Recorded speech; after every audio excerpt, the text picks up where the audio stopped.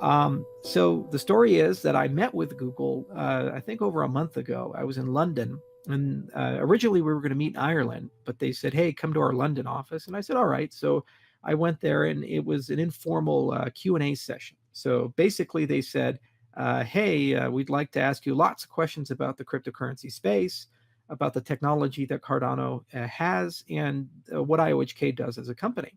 And I said, "All right, well, you can ask me whatever you guys want. That's fun."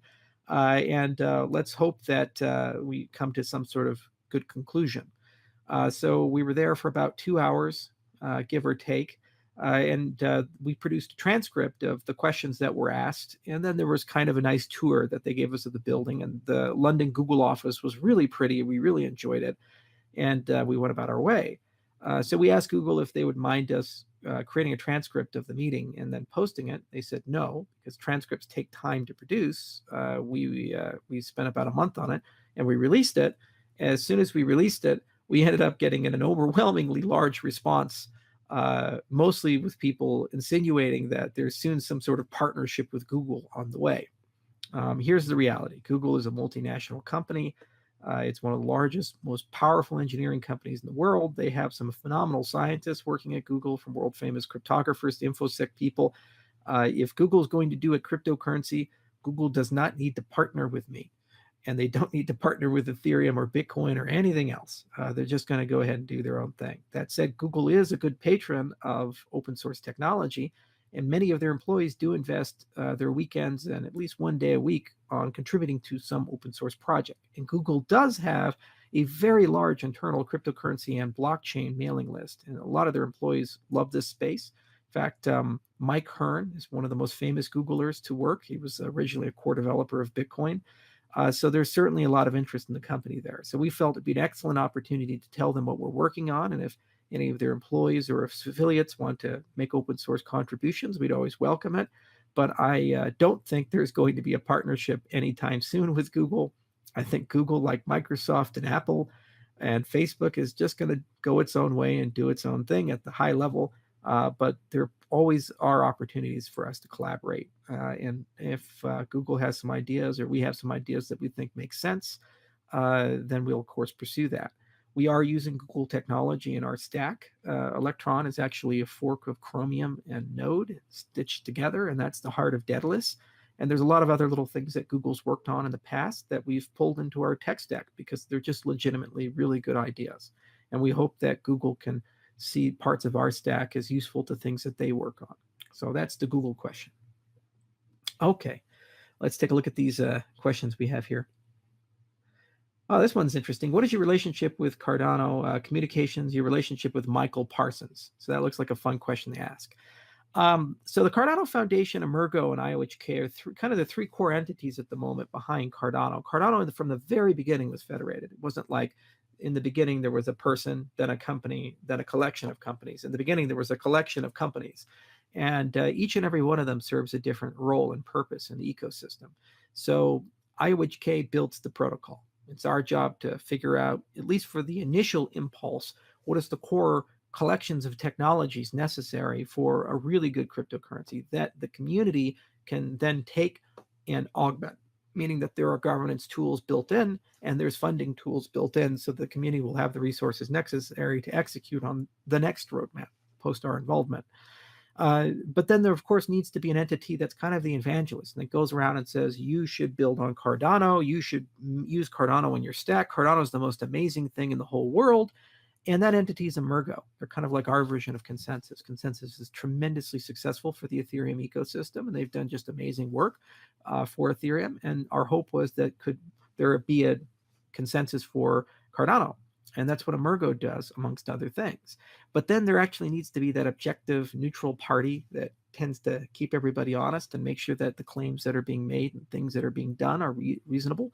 Furthermore, if there are obvious attempts to scam people, like fake wallets or blatantly dishonest statements which are intended to hurt people or steal their money, there needs to be somebody who has the mandate to go out there and fight those people and get things where they need to go. So the foundation is both a community management, kind of a golden source of information, and it also serves as an auditor. For example, they've retained FP Complete to look at our code and verify that we're actually doing our job properly. They also collaborate on things like the enterprise Cardano ideas and what is the enterprise Cardano strategy. So when we want to extend Cardano beyond just a cryptocurrency and a decentralized ledger and go into the permission blockchain space, what does that need to look like and how do we need to make that work? And they also hold the trademarks for Cardano. So the relationship with Parsons and the relationship with the foundation is exactly what you would expect. We are our friends. We work hard together and we're serving a common goal. But at the end of the day, we are our own people. So I have my own work and he has his own work. And sometimes they overlap and sometimes they don't. Sometimes we agree, sometimes we disagree. But for the most part, we've gotten along really well over the years. And we have a very productive relationship. Okay, let's see what we have here. Let's see here. Are any ZK snarks coming to Cardano ADA about SPV nodes? So Snark technology is really interesting. So succinct, non-interactive arguments of knowledge, this whole notion of zero knowledge. So the point of zero knowledge is to say, okay, I know something and you want to know that thing that, or at the very least, you want to know something about that thing. Like, for example, I can claim I'm over a certain age, over 18, or I can claim that I know the password to get access to a file, for example. Now, the problem is that when I share that information with you, you gain knowledge in that if I share the password to get access to a file, you now also have access to the file. So anything that makes me special is now no longer special.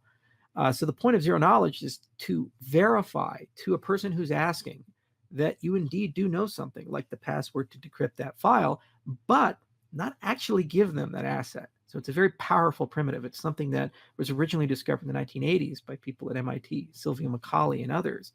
So where zero knowledge is really interesting is it can be used in the cryptocurrency context to give us either what is called verified computation or private transactions. So in the case of verified computation, what that's about is that's about saying, hey, you have a program and I'm going to give you an input for that program. And I want you to give me an output. So let's say I want you to fold a protein. So you're going to do all these manipulations, and then the output would be the folded protein. Okay, and I told you how to fold it. That was the input. Well, here's the problem. How do you know that I've actually done that computation correctly? This is a broader problem in outsourceable computation. So the solution for Ethereum is by replication. So it's how math used to be done back in the day, where before computers, you'd have a bunch of people inside a room, usually they were women, and they would give them math problems to solve, and they would solve it, and you'd go and say, what's, for example, 5 plus 11 is a simple example. And if there was 11 people in the room, if 6 of them raised their hand and said 11, they would say, okay, that's the answer, we're going to go with it. And that's basically how Ethereum works. You have a collection of shared computation, these nodes will do it, and if you have a majority answer, that's the answer. Well, the problem is that doesn't scale. Because as you add more nodes to do the computation, you're getting more assurance that the computation has been done correctly, but you're not actually speeding the computation up. You're as slow as the slowest person. So there's been a lot of talk about, could we use snark technology or zero knowledge technology to say, okay, I'm going to give you this basket of computation to do. You're going to go ahead and run that computation and then give me an output. Let's say a smart contract, and you're going to give me an output like a random number generated from it or something like that. But I need to know it's been done correctly. So what if I can give you a proof of correctness alongside that? And looking at that, you don't have to rerun the computation. You just know the computation's actually been done correctly. There's actually some research that's out of Microsoft for a framework called Pinocchio that studies these things. And basically the answer is not only can you do this, the proofs are constant size. They're about 288 bytes. They're really hard to make, but they're constant in terms of their size and easy to validate. So that's one avenue where ZK is really interesting. Another avenue is for privacy. That's what Zcash is about, and that's what Zencash is about in these types of projects. And we think a lot, we think a lot about sore throat. We think a lot about how we can use snark technology to allow us to have more anonymous transactions, but also things like sidechains. So the very same primitives that allow you to have private transactions and verified computation could potentially be used to verify properties of a blockchain where you don't have the underlying blockchain. So for example, let's say that you receive a sidechain transaction, so something from Bitcoin to Litecoin. So when it goes from Bitcoin to Litecoin. So if you're in Litecoin, those nodes need to know two things, two characteristics about that particular transaction. One, they need to know that the tokens that you're sending over exist. So there's an existential question. Is this real Litecoin or Bitcoin that you're sending over to Litecoin, for example? Second, they need to understand that you haven't double spent those tokens. So how do we know that you've taken legitimate Bitcoin and you haven't also sent it to Dash, or you've sent it to Ethereum or something like that? So there's an existential question, and then there's a non-existential question, a non-existence of a double transaction.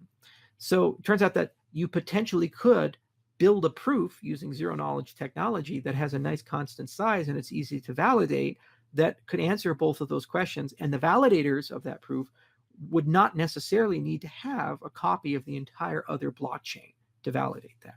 So these are kind of a spectrum of things. Now, in terms of IOHK, what are we doing in respect to ZK and Cardano? So we have a collection of research streams that we're working on. One is the verified computation side of things. We have $1 million lab that we've set up at University of Edinburgh, led by Markov Kohlweiss. He originally was from Microsoft Research, and he left and became a professor up in Edinburgh. And basically, they're examining how do we use zero knowledge to get ourselves more private and more verifiable computations. We're looking at pulling this technology into our sidechains protocol to make it more efficient. And we're also looking at this technology for private off-chain smart contracts.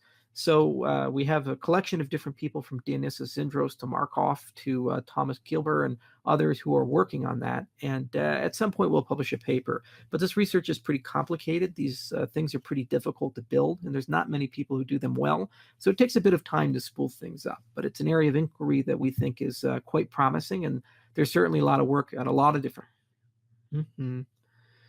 But now that Ethereum Classic has a good foothold, will IOHK continue to support ETC development? That's a good question.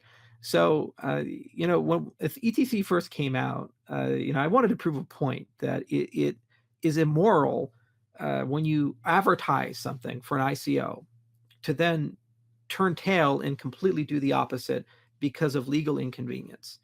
If you say, hey, code is law, we're going to invent words, and we're going to say you can't change the ledger, just because it turns out that maybe you weren't ready to commit to that, you can't just suddenly pretend like you didn't make that promise.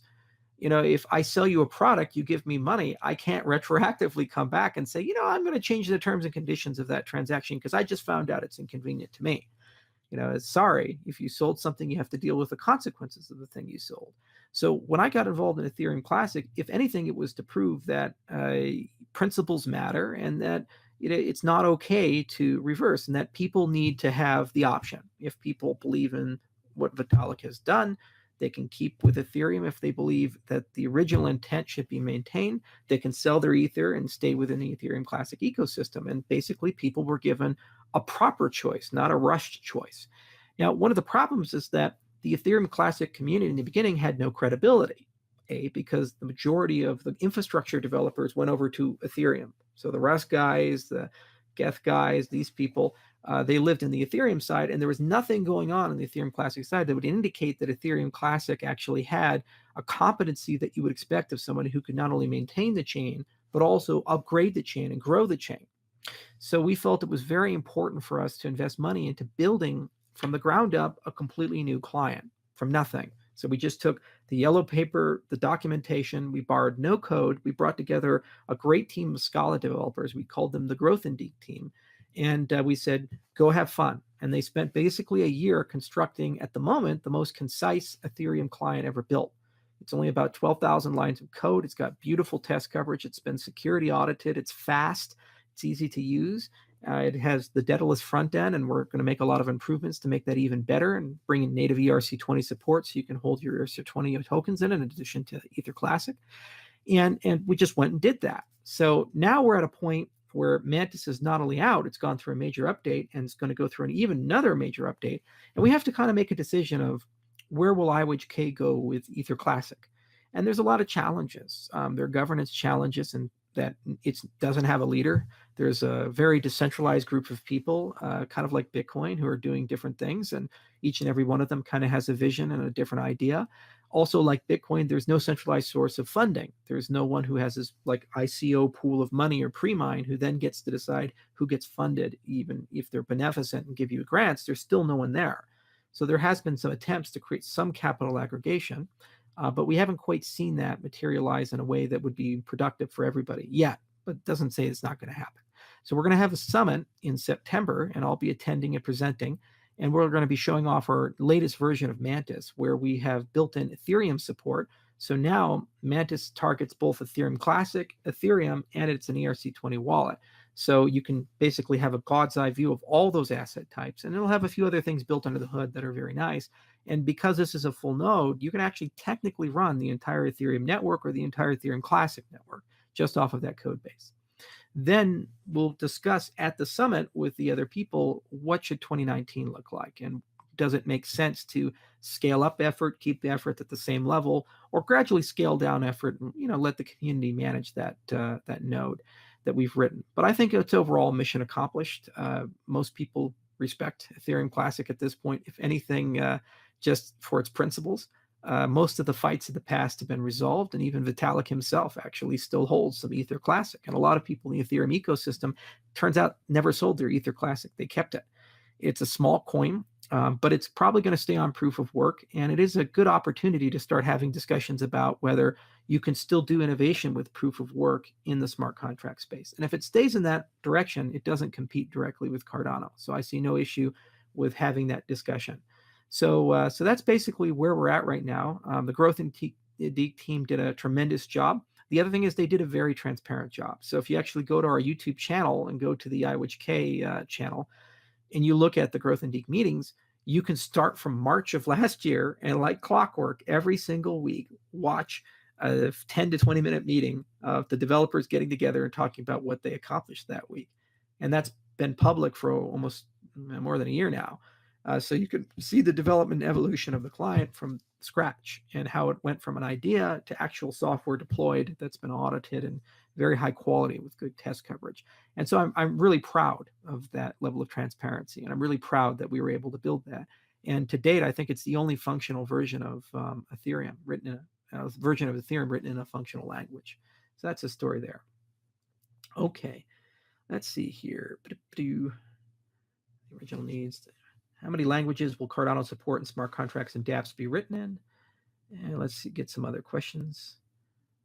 Okay, so there's some good questions here. All right, so Cardano has been misrepresented a lot, and it's amazing. I guess I'm failing at comps and marketing, but I hear things from we're an ERC20 token to the only way to write smart contracts is in Haskell. At the moment, there is no way to write Haskell smart contracts with Cardano, so I don't know where that came from, but okay. The goal of Cardano is to be both principled and pragmatic.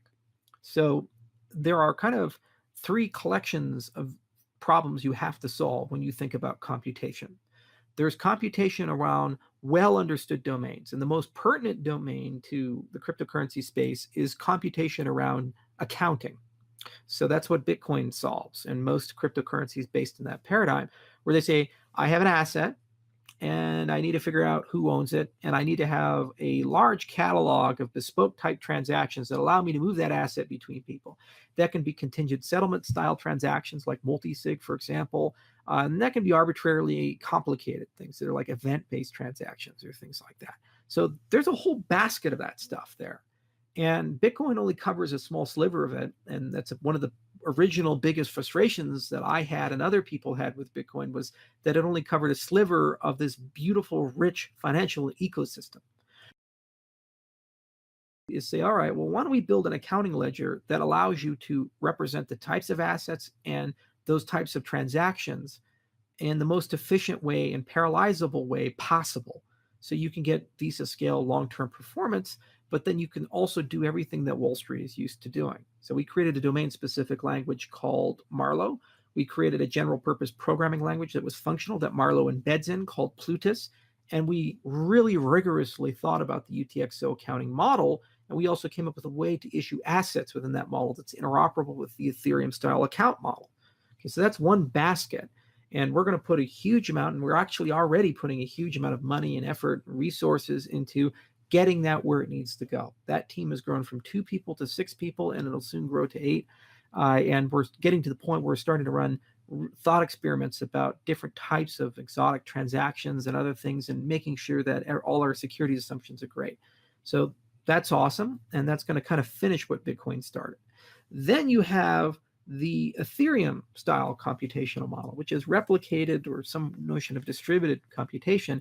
But what these are stateful programs. You send messages to them, they wake up, they do something, they output something, and you can chain them together, and there's all kinds of crazy things you can do. So if you want to build a DAO, or you want to build a ride sharing application, or these types of things, you can have these types of programs. Now, Ethereum kind of brought this model to the forefront. Cool model, interesting model. The problem is that model at the moment does not scale, and anybody who's actually using that model for anything that's more than a toy has had to interface that with off-chain activity. So basically they've either had to leave Ethereum, or they've had to kind of build a 2-layer network where the blockchain does a little something, and then there's some server off in the distance that does something else. That's okay, because it's prototype technology. It's not so capable in the beginning. So we have a bunch of threads of research that we're doing about how do we make that model better. So first, how do we pull some of that computation off the chain and allow you still to do it in the same type of trust model or similar trust guarantees than you have as if it was replicated? So that's things like what Markov is doing with Snark technology, and we're also looking at things like state channels and so forth, and there's a lot of different pathways you can go. Second, you have to make sure that when you do things on this slow engine, that they're done as securely as possible and most reliably as possible, with the most interoperability as possible. So that's why we engage runtime verification. We said, first, spend a lot of time and effort understanding Ethereum. So they wrote the KEVM paper and wrote formal semantics for that, but then also built something completely new that is built from the ground up to be really the best foundation for a virtual machine for smart contracts in this model. So they created Yella. And Yella was based on LLVM, which is a very successful framework. Apple funded it. Steve Jobs himself really liked it. The department chair of University of Illinois, Urbana-Champaign, is the one who built it with a few others. So we think that that's something very awesome, and really can provide a lot of power. Now, if Yella alone would be cool, and it's pretty easy to write compilers for Yella because it's like targeting LLVM, and that's very well understood at the moment by language designers. That said, we need interoperability as well. And so we've invested a lot of money through runtime verification in this concept called semantics-based compilation. It's complicated, but basically the concept is, if you take a language and you write that language in a very special way, you pay that cost one time, then what happens is you can then take a program written in that language and translate it into another program written in another language that's also been written in that very careful way. So if you have k-semantics for one language and k-semantics for another, you can do some notion of a translation between the two. So we're right now running experiments. RV is running experiments with semantics-based compilation, and throughout the summer, we're going to see if that high-risk, high-return effort is successful. If it is, then what we've done is basically built a universal compilation target, and all we have to do to support a new language is just write the semantics of that language down. And we can even make this a community-driven effort where you can create a special transaction where you can write the semantics for your programming language, whether it be a real complicated language like C++ or a toy language you created for a domain-specific application. You write those, you register those, and then if they're on the blockchain, a compiler, a special type of compiler, can see them there and then would understand how to interpret that program and translate it to run as a smart contract in our system. So it's a pretty wonky, crazy idea. There are other concepts that people have been pursuing with this notion of a universal foundation, like Rawl from Oracle and so forth. But we think semantics-based compilation could be a long arc project that eventually gives us damn near universal interoperability, meaning that we can eventually support hundreds, if not thousands, of programming languages to target our system. Now, the really cool thing about this is if you upgrade your base layers, let's say we come up with Yella 2.0 based upon all the lessons and experiences and magic we've learned from Yella, you only update the semantics of Yella and you change nothing else in the system, and you don't have to update any compiler or anything like that. That's the problem with upgrading your base layer. Let's say you come up with the new version of Java, Java 9, well, then you have to upgrade all the compilers that target that, or else they're stuck on the legacy version. Whereas in this system, it just auto updates everything else. So that's really cool. And I think there's some magic there. So that's kind of the second bucket. There's 19 people that are working on that. Some are rebuilding the K framework to make it better based on the 15 years of lessons that RV has learned from it. Some are working on semantics-based compilations. Some people are working on Yella. The Yella testnet's actually going to be launching at the end of the month as the first example of it. And some people are working on making K faster, building a K to LLVM backend so that the machine-generated stuff will run basically as fast as handwritten code. The third option is to look at alternative models of computation. So these are things like what Enigma is doing with Intel, or what we're doing in our Tokyo Tech laboratory with multi-party computation. So if you really think about it, a lot of the times you don't particularly care about the blockchain side of the transaction. So for example, you say, well, if I'm playing a poker game, I like the blockchain as a payment system. I like the fact that it can connect me to people. But at the end of the day, I don't really care if my poker game is preserved or not. All I care about is that it's a fair game. People can't cheat. I'm playing against reasonable people. And at the end of the day, I get paid, where my winnings and losses are all balanced. Money going in matches money going out, and it's fair. So why then would you want to do that on a system that gives you all that additional stuff? It says this has to be a game the whole network cares about. It's deeply public. And your computation is competing for everybody else's computation. Furthermore, your settlement time is constrained to the settlement time of the entire network. So if you have 10-minute block times, for example, with Bitcoin, you have to wait 10 minutes for a state of the game to update. So you have to wait 10 minutes for you to see the next round in the game or something like that. So it's not the blockchain model is really bad for those types of applications. And those types of applications turn out to be a large chunk of the applications we tend to care about, not just gambling, but also things like exchange and so forth. Like if you think about a decentralized exchange, do you particularly care that the order book and all of these things are preserved forever and the blockchain and you live within those constraints? No, most people don't. They just say, I want to go from Litecoin to Bitcoin, and I want to know I can't be front run and it's a fair marketplace and so forth.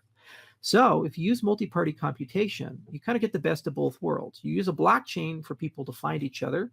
Use a blockchain for the exit and entry points of the transaction to be recorded. And then the rest of this stuff happens off-chain in its own little protocol, and it just runs until it's terminated. And when it's terminated, people collect their winnings and losses, or in the case of decentralized exchange, you've done a swap.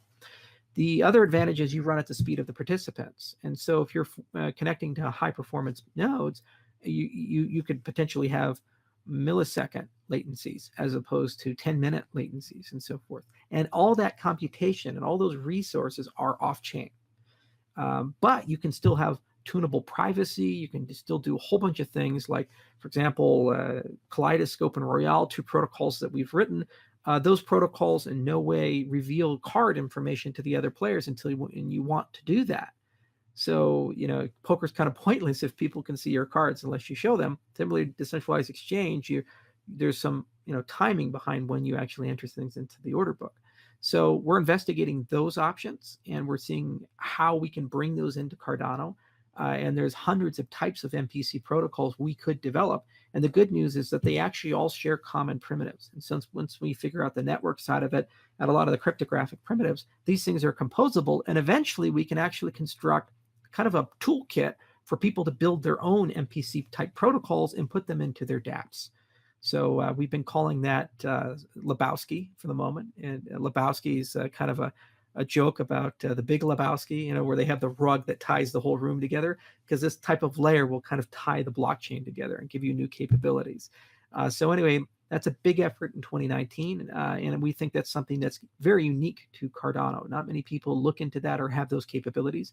Not only do we have the capabilities, we've already published 2 peer-reviewed papers on those capabilities, and we continue to publish them. And at some point, we're going to start dragging those capabilities into Cardano itself. So those are the kind of the 3 models. Let's be the best accounting model and replicate everything that Wall Street needs. Let's be the best Ethereum model, so we can be both interoperable with what Ethereum has done and future-proof for everything that people are going to want to do, and allow them to write smart contracts in the languages that they care to. And then let's give people new capabilities, whether those be off-chain capabilities like payment channels, or those be new capabilities like multi-party computation and so forth, which kind of fundamentally change the way that these things work. So that's kind of the computational model of Cardano. So then the next question that we usually get is, well, when is all this going to ship? Now, it is easy to ship an incomplete product, and it is easy to ship something that people can do something with, but not in a very satisfactory way. So if we wanted to, after the yellow testnet is complete, which would only take a few months, we certainly could have a smart contract layer for Cardano. Okay, that layer would be faster and have more capabilities than Ethereum, and would certainly have a kind of a better development experience, because we probably could be more clever about the surface languages that target Yella. But at the end of the day, it wouldn't be revolutionary, in that it wouldn't actually give you completely new capabilities like the MPC stuff. So there's always a war as a CEO and as a product manager to decide the balance between revolutionary new things and being able to be pragmatic and give people capabilities that they care about. So we're exploring options about getting smart contracts into Cardano, even if they're not super revolutionary and completely change the world. But we have to also make sure that we do that in a very safe way. So after the yellow testnet's had some time to run, we'll take a look at where we're at, take a look at where our sidechains protocols are at, and then we'll make some form of announcement of when we think we can start linking CL and SL together.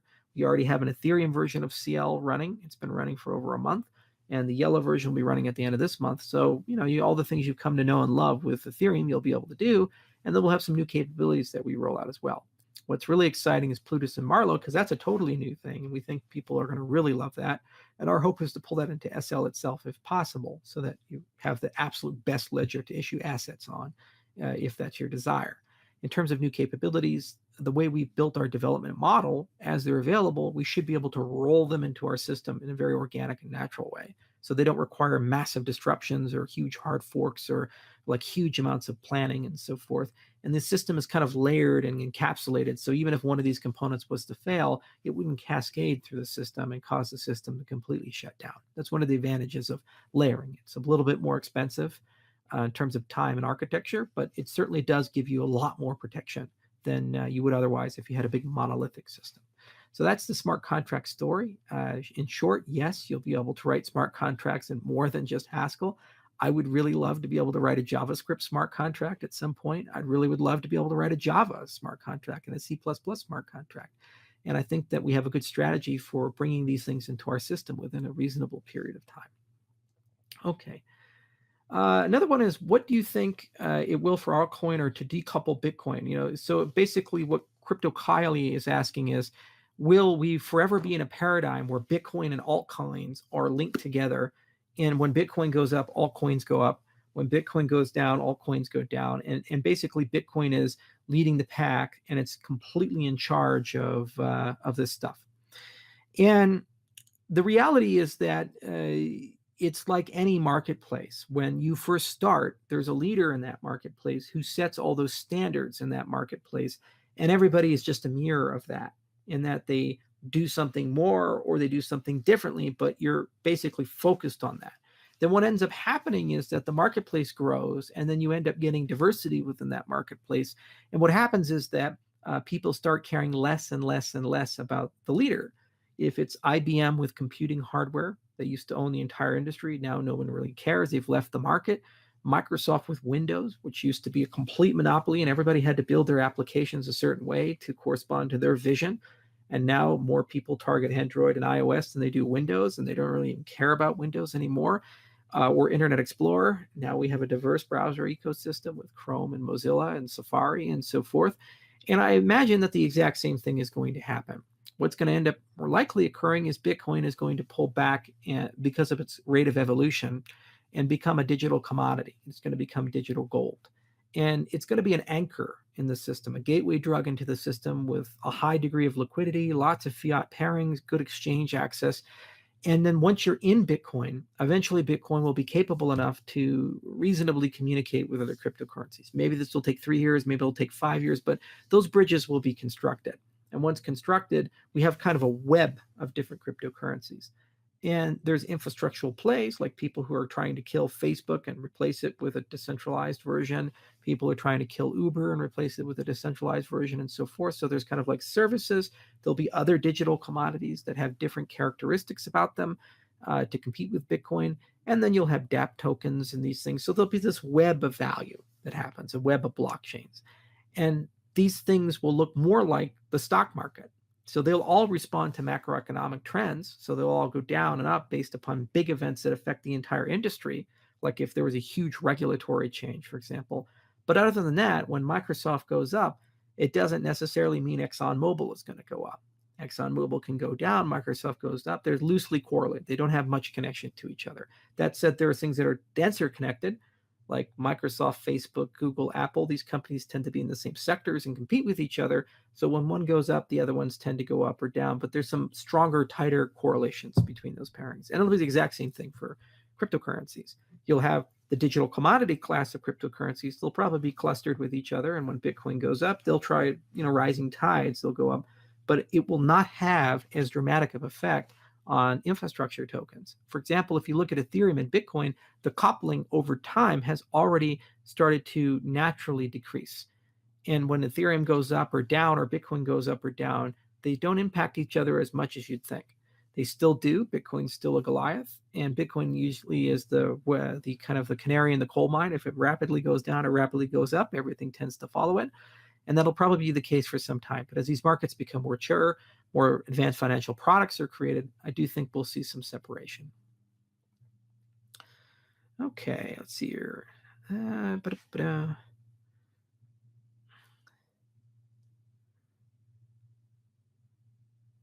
What do you think of Lisk since you left your advisor role? Do you think that they solved problems that you thought they were not focusing on? So, I'll probably talk about Lisk a little bit. So what happened with Lisk is a good friend of mine bought a lot of Lisk, and he said, hey, I'd love for you to be an advisor of Lisk. And I said, well, I don't know too much about the project. And he said, well, let me introduce you to the founders, and let's see if you guys hit it off. So I met Max and Oliver, and they're very nice guys, and they're very passionate about their product. They didn't quite have, in my view, all the experience or talent necessary to run a cryptocurrency. If you actually look at a cryptocurrency, it's a very involved affair. IOHK now has enough capabilities to develop a cryptocurrency, but we now have 160 people with a research division, the full engineering division. There's 8 companies working on it. We're in 16 countries. It's a lot. So, it's just Max and Oliver. And it's like, okay, you have some money and you have some passion, but you really do need to build a team. So we talked for a while, and my advice was, well, I could come on as an advisor and help you guys, since you now have capital, to basically make some obviously good decisions. For example, you couldn't just have money sitting in a trust or personal account. You needed to put that money in some sort of legal structure that was built in a way to achieve the mission of the people who gave you the money. Like with Ethereum, Vitalik and the rest put the money in the Ethereum Foundation. So similarly, I recommended creating a Swiss foundation. And there's a lot of little advice that I gave like that. But at the end of the day, what ended up happening is about 6 months into the year that I agreed to help them come on board, I became increasingly frustrated because I felt like things were moving a bit too slowly, and that my advice really wasn't being listened to, or I should say, even if it was being listened to, wasn't being executed on in a way that made sense. So that's okay. People have diverging visions, but the thing was that I was consuming money from the Lisk project by being there. And I felt it was morally irresponsible to be an advisor to a project where I was being paid, but not really doing much. So I said, well, I keep what you've paid me, and then for the other 6 months, you go ahead and keep that, and I'll bow out. Now, since I've left, what's happened is the Lisk has grown a lot. They've gotten some great key people, and they've managed to actually do a lot of work. And it's one of the most active blockchain projects now. And I'm very proud that Max has been able to get himself, it seems, where he needs to be. And I hope that Lisk can find its own way and really become a great platform for people to use. There was a project that Microsoft released called Project Bletchley, which was kind of like a blockchain as a service project. And there's a litany of things you could imagine, like consensus as a service or storage as a service. And I always felt that that was a good direction for Lisk to go into. That's kind of a direction that EOS has been pursuing. So If they go down that road, I think Lisp will have a lot of utility and value. And because they've chosen a language that is easy to develop in and easy to find developers for, and they got a pretty good foundation to build on, I think they can execute very quickly. And Lisp can still be quite a valuable project. But ultimately, that's up to Max and Oliver, and they have their vision and they have their work they're doing, and we wish them well. We think that their best days could be ahead of them, and they certainly have the resources to get themselves where they need to go. And that's really the nature of the space. If you look at it at the end of the day, there's more in common between projects than there is in opposition between projects. There are some projects that are very difficult for a variety of reasons for me to understand or relate to or interact with. And some of the communities of these projects are extremely negative and toxic and say incredibly hurtful things for sometimes no reason whatsoever.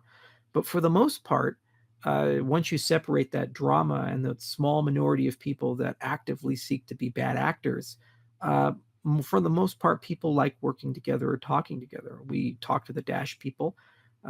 Charlie Lee and I are always having fun on Twitter. And there's a dozen or so projects that I interact with on pretty much a weekly basis, if anything, just to ask them where the roadmap is at, what's going on.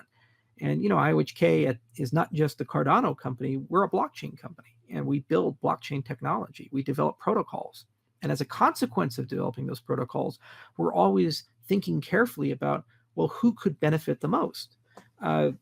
As another example of this, recently I tweeted to Justin Sun a recommendation that he use Mantis for Tron. Why? Because I noticed that Justin seems to be using Ethereum Java. And he's made some modifications to it, but it's still basically Ethereum Java. And that code base is not optimal. And if you want to be on the Java virtual machine and use Ethereum, I feel that Mantis would be a much, much, much better foundation to build on. And there's a lot more innovation that you could do than you could potentially do with Ethereum Java. And there's a lot less risk and danger, given that our code is security audited, than the Ethereum Java code base that they're using. So I made that recommendation. It's open source technology. There's no partnership. I don't make any money from it. It's just me saying, well, they have a community. If they fail, it's going to hurt a lot of people. People are going to lose money. So I'd rather see them succeed, and I'd rather see them deliver a great product to market, because it ultimately means that the ecosystem as a whole is stronger. And I have a lot of faith in the products that my company builds. So of course I'm going to recommend those. And it's up to them to decide whether that makes sense or not. If they don't, who cares? It's no skin off my back. We have other uses for Mantis. But if they do, well, then actually it means that it's become a truly open source product that's being used by more than just IOHK and IOHK's affiliates. It's now being used by independent people. We've already seen this happen once before. IOHK invested a lot of time and effort into building up Scorex, and Sasha Ivanov took Scorex and built Waves from it. And Waves has been a very successful product for the position it's in. We didn't tell him to do that. He just forked the code and did it. And he's actually made some contributions back into the Scorex framework, and we wish them well. So that's how this space works. And I hope that people have a bit more common sense and civility, and they also realize that this is not a sum zero space. The reality is this space is much more nuanced, and we should focus on the things that hold us together rather than the things that tear us apart. Okay.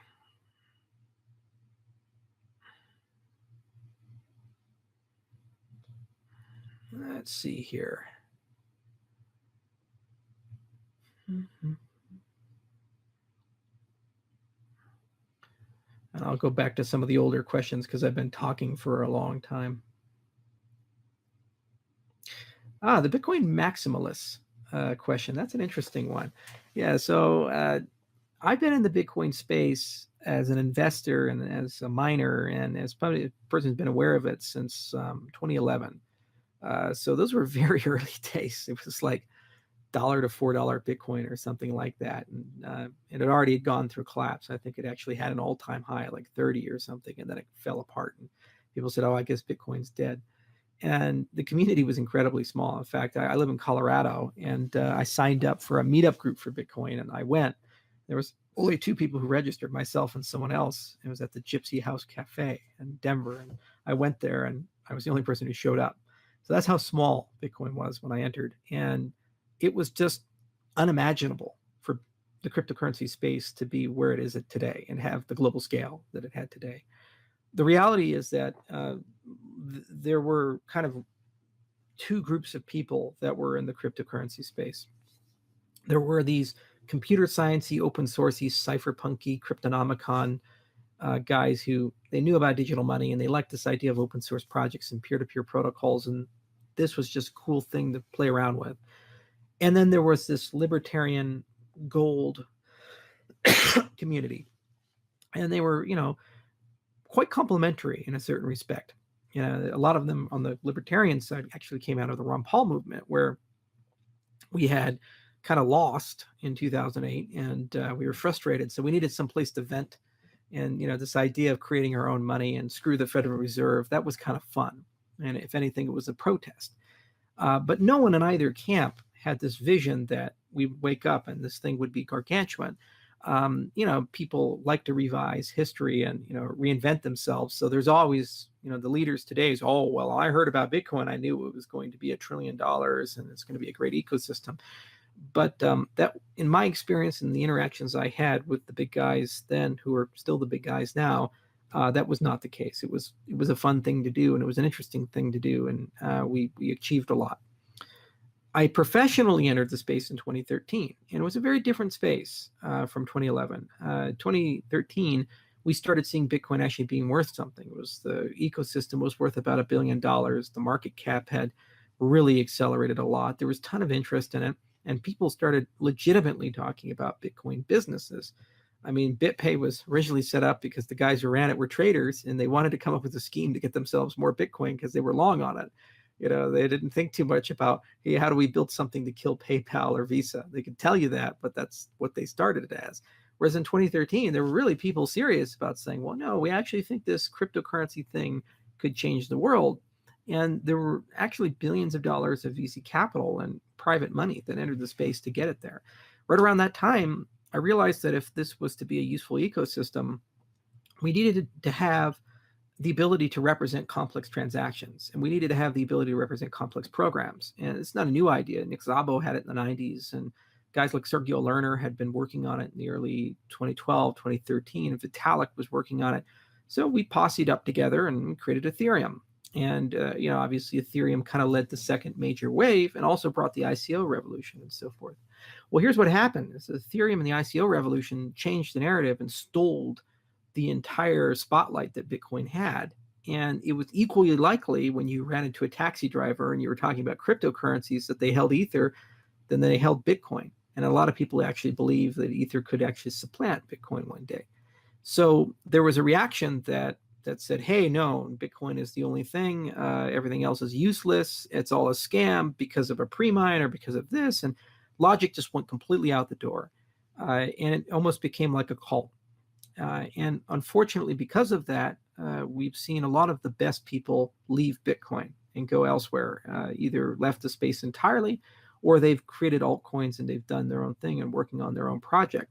Also, we really just don't see a lot of innovation coming out of Bitcoin these days, which is tragic because there's a lot of great ideas. Simplicity is a great idea. Mast is a great idea. Lightning is a great idea. Sidechains are a great idea.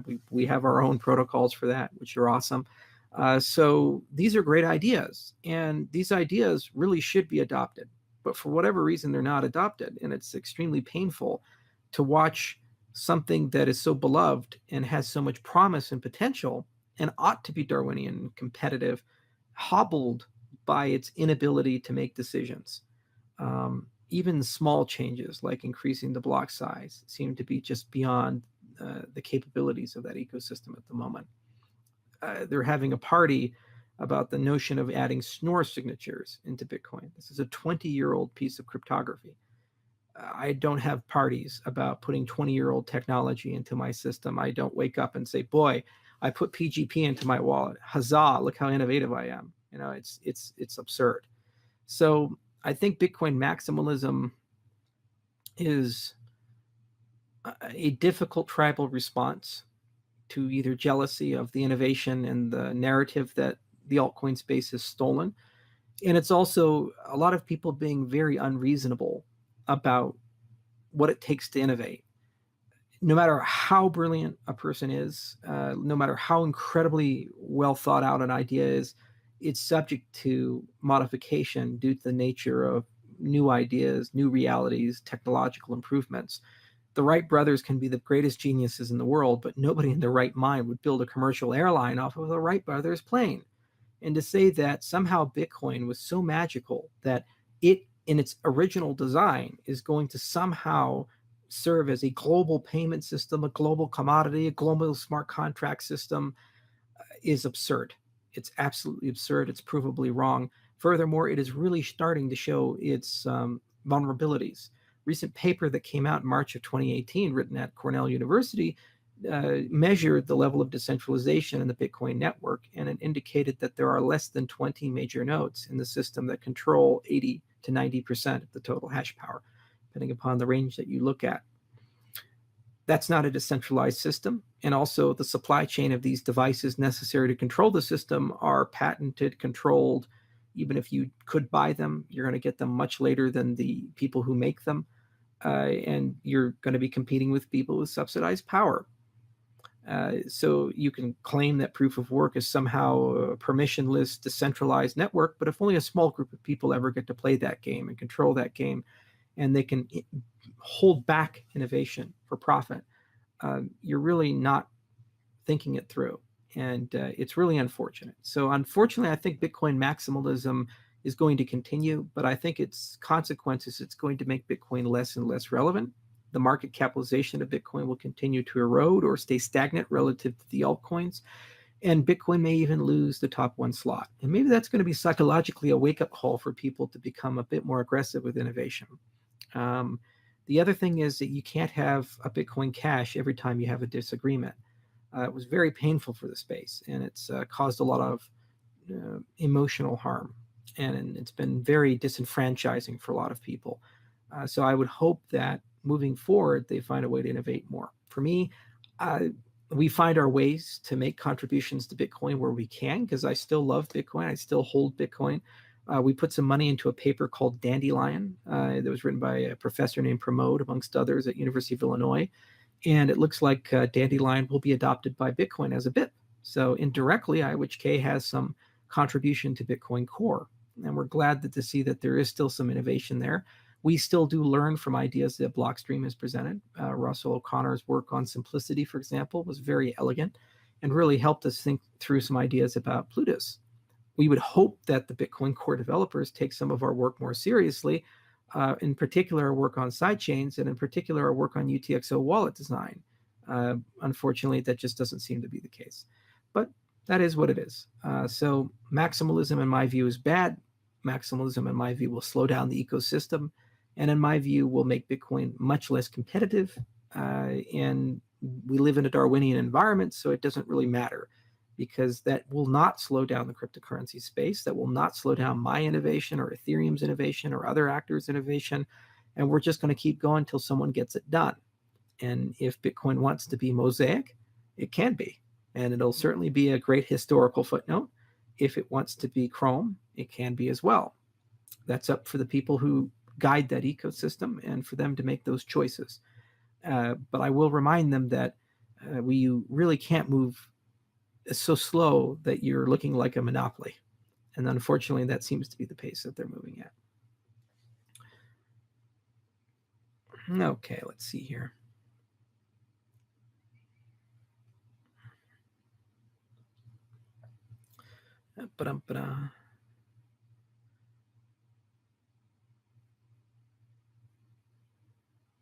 Will there be a minimum stake required to register a stake pool in production?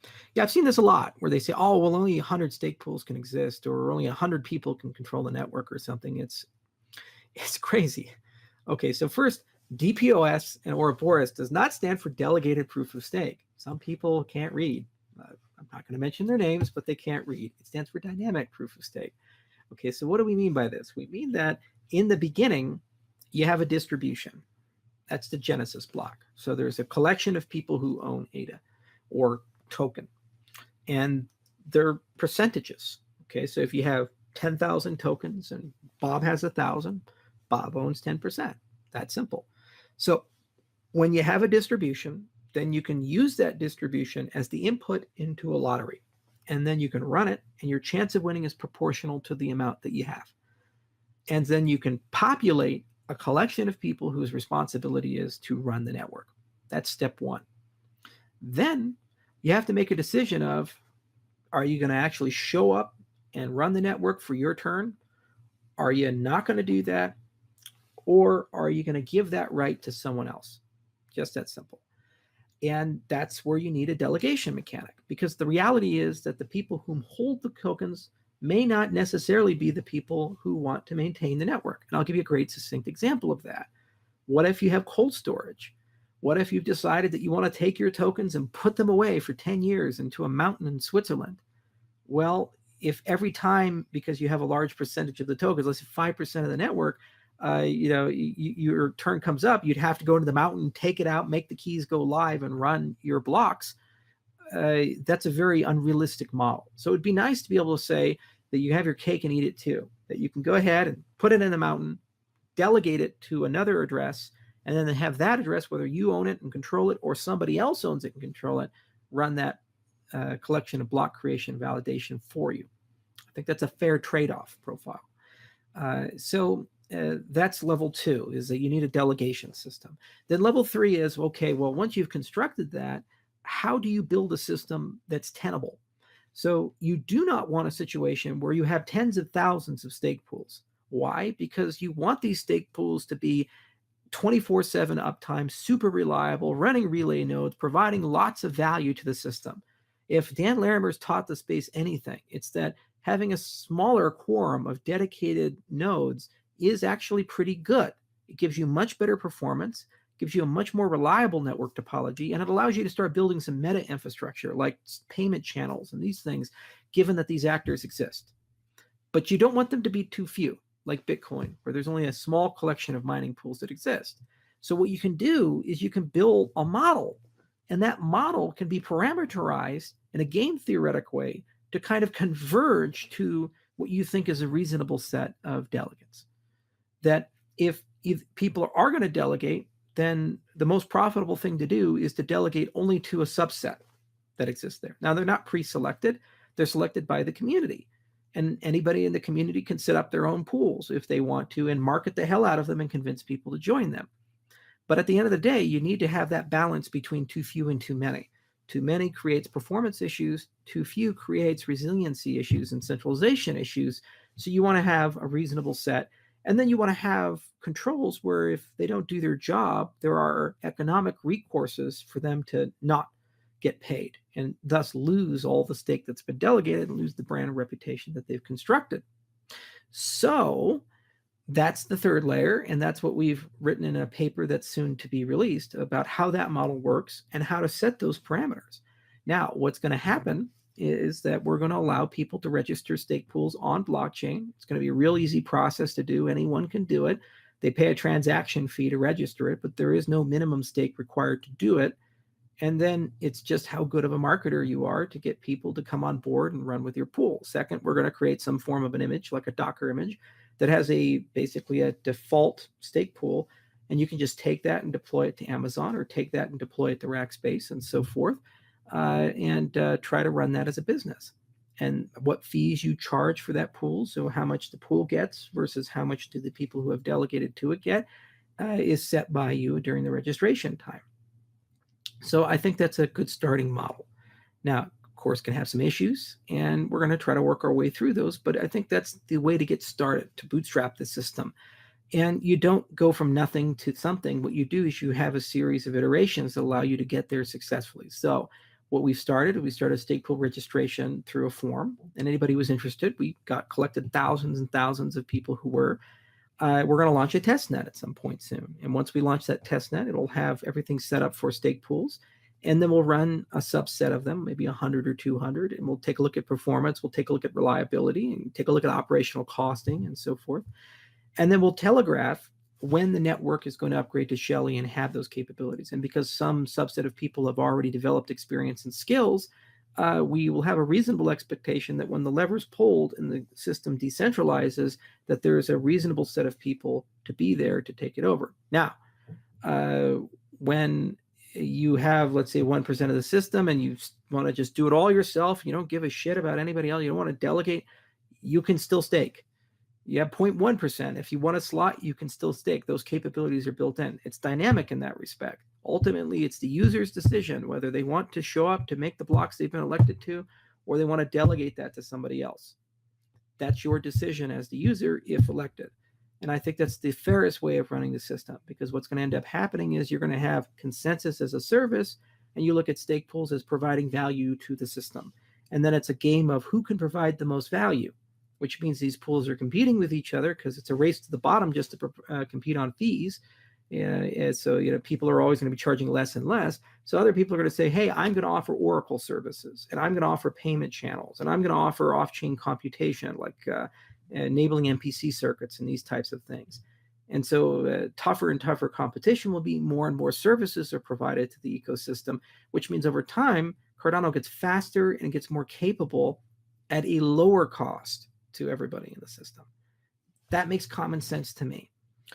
If we get it wrong because we built models first, we can retune the models, and it'll be blatantly obvious that we've got it wrong, because we can look at things like, for example, chain quality. We can say, okay, there's 20,600 slots in an epoch. How many blocks were actually produced? Were the blocks produced in a reasonable synchronized order, or were they coming in asynchronously? Were blocks being properly propagated and transmitted through the system? You know, how long did it take for them to traverse the network diameter? There's hundreds of metrics we can follow, and each of those would give us a strong indication of whether the network is healthy or unhealthy. If the parameterization is wrong, then the network will tend towards an unhealthy configuration and state. If the parameterization is right, then the network will be healthy and resilient, and you can perturb it, and it would still be able to run effectively. That's how you release a consensus protocol. Is you do it in layers, you do it in a systematic way, you do it with a lot of telegraphing and a lot of community involvement, and then you get the system out there. Now, over time, the system will scale into other configurations.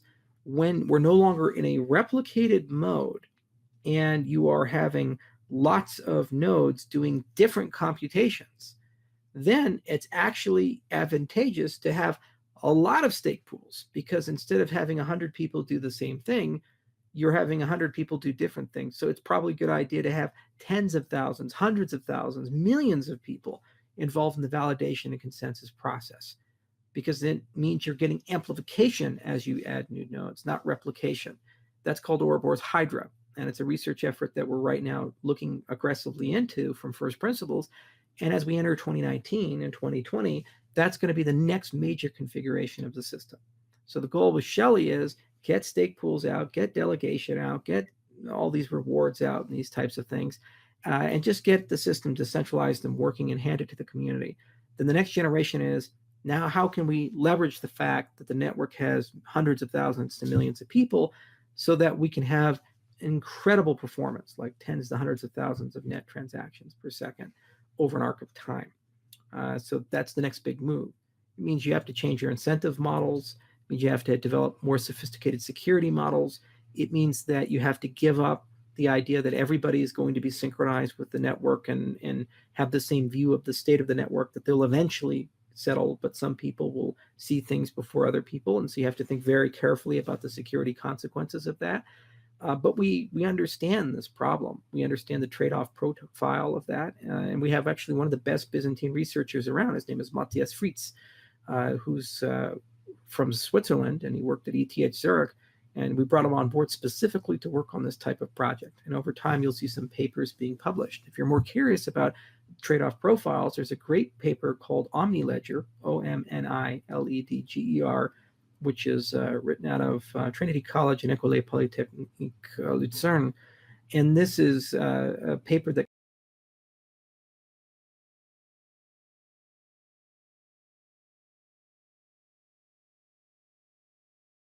starting point. And we'll do the exact same thing with Ouroboros Hydra.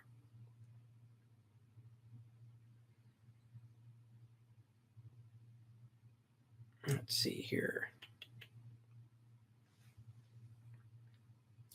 Charles, have you complained to Twitter about the impersonators? I have complained to Jack himself in email format, text message, on Twitter.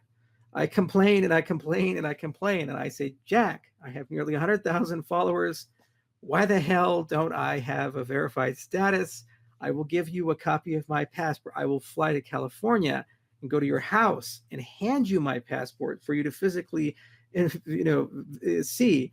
Just give me a damn blue badge, man. You gave Justin's son a fucking badge from Tron, for God's sakes. Um, Unfortunately, I keep hearing the same answer, which is verification was shut down last year. And as a consequence, you're just going to have to wait for us to turn that back on, and then we'll have a process for it. There are some politics behind verification, not related to our space, more related to left versus right, where certain right-wing people were getting verified. And I guess Twitter was concerned that that looked like an endorsement of alt-right people or something like that. And they got heavy criticism from people on the left. So they decided to do what all companies do when they get heavily criticized for something that doesn't produce value, to hide in their shell. So they just shut off verification, said we'll get around to it again. So anyway, the net result of that is that every single time I post a tweet, there are about 10 or 15 bots that post basically tweets on my tweet saying that I'm giving away Ether. I do not own any Ether. I have 0 Ether. Historical fact, I've never actually owned Ether my entire life. I was entitled to 293,000 Ether. I didn't take it. I told them give it to someone else. So I've never owned Ether. I have no Ether to give away. I mean, if you're smart with a bot, maybe you'd say I give away ADA or something, okay, because the company has some, or Ether Classic. But I've never owned Ether in my entire life. I have no Ether to give away, for the love of God, you people. But every time I post something, there's 10 to 15 tweets with bots saying, hey, let's go ahead and give you some Ether. So ignore them. They're not real. They've gotten more sophisticated. Now they're impersonating me on Telegram, messaging people privately saying we're beta testing a wallet and give us some ADA to test it. There's never underestimate the cleverness of these people. So just use common sense. I will never ask you to send me money. I have plenty of money. I'm okay. I will never ask you for your private keys, and I will never do personal tech support for you or ask you with a personal invitation for a beta test. If I break that rule, I will call you and send you a picture of myself or sign a message with my PGP key. My PGP fingerprint is on my Twitter feed. If at any time you think you're dealing with me and you want to verify who I am, ask me to send over a sound clip, a picture, or a signed message with my PGP key, and I'll be happy to do that. And an impersonator physically cannot do that. So use some common sense. It's incredibly frustrating. Twitter is just a bad platform. It's not innovative. It's old. It really needs a refresh. They need to think more carefully about it. And, Slack has its issues too. We originally created the Cardano and Ethereum Classic communities in Slack. We had thousands of members. We ended up abandoning those platforms because we had the exact same issue. People would create bots. Bots would impersonate certain key members and send everybody messages saying, give us ADA or give us Ether, give us your money, use my Ether wallet. That was the big scam. It was not my Ether wallet, it was a fake wallet. And that's just the reality that we live in. It's nothing new. In the 1990s, people from India would call people saying that they're from Microsoft and your computer's about to end and you need to give them your credit card number for them to fix the viruses on your system. They still do this scam 20 years later. Welcome to people who have no life and they want to use their surplus time to steal from you. So anyway, that's what it is. The good news is we have tools to verify ourselves, including digital signatures. Craig Wright doesn't apparently know how to use them. I do. So ask me for a signature if you think it's me and you're not sure. Okay. Ugh. Cardano debit card. Yay. Cardano debit card. Let's talk about that. Cardano debit card is not an IOHK initiative. It's a Cardano Foundation initiative. What ended up happening was in the early days of Cardano, there was a good commitment that Cardano Foundation got from a firm in Europe to provide debit cards to people. And they thought that that would be a wonderful thing. But then Visa and MasterCard got much more restricted on the prepaid debit card market, and some regulatory changes happened that made these things more difficult. So it delayed the foundation's progress. Occasionally I check in, but the foundation is leading that effort. So we're not involved directly in that. I'd love to see one. If one exists, it'd be very easy for us to integrate it into Cardano via Daedalus, just like we're doing a Ledger integration into Daedalus for Ledger. So when those things are available, we'll be happy to work with the foundation to get them integrated into our clients. But at the moment, I don't have any information. That's a project the foundation's completely in charge of, and we don't tend to get involved in those types of projects. Okay. Let's see here.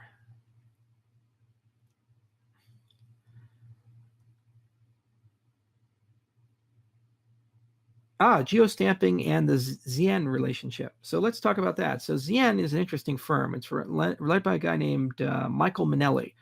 And Michael he actually has a Wikipedia page if you're interested about it. He went to Harvard and London School of Economics. He's a very elegant guy, lives in London. He's a member of the City of London, and he runs a consultancy that has for more than 2 decades worked with banks called Zien. And he's written a lot of great things. In fact, I think I don't have it here, it looks like.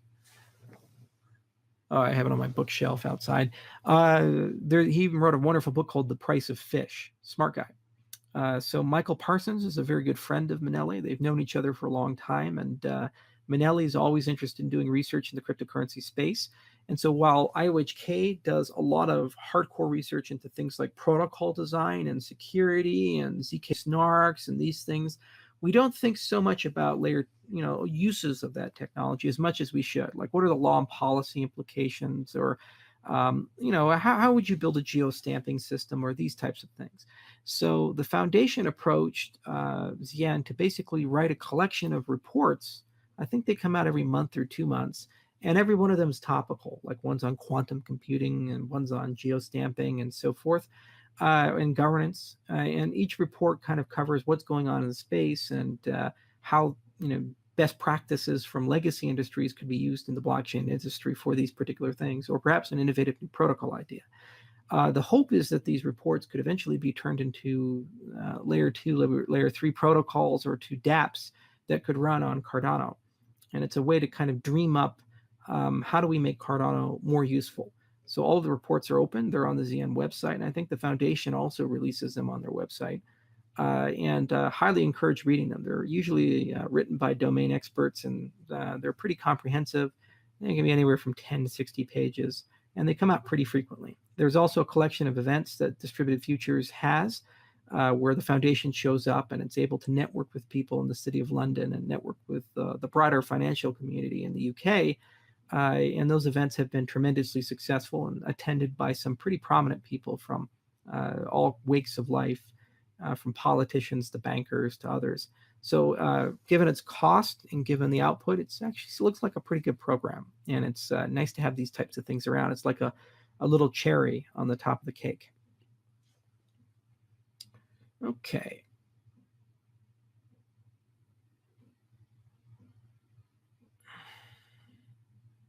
What do you think will be the year of Cardano to replace Ether as smart contract platform and for ICO fundraising? ICOs are going through a slight challenge at the moment in that the art of using an ICO has been perfected. We have the RC20 token. There's dedicated firms that charge you anywhere between 8% to 30% of the offering to basically structure the sale, give you a SAFT agreement, all this stuff. So the act of doing everything that we figured out how to do for Ethereum has been franchised, white labeled, and is a science now. People know how to do it really well. And Ethereum is used as the majority platform because it's the most secure, it's the largest, and it's the best understood, and the best tooling exists there.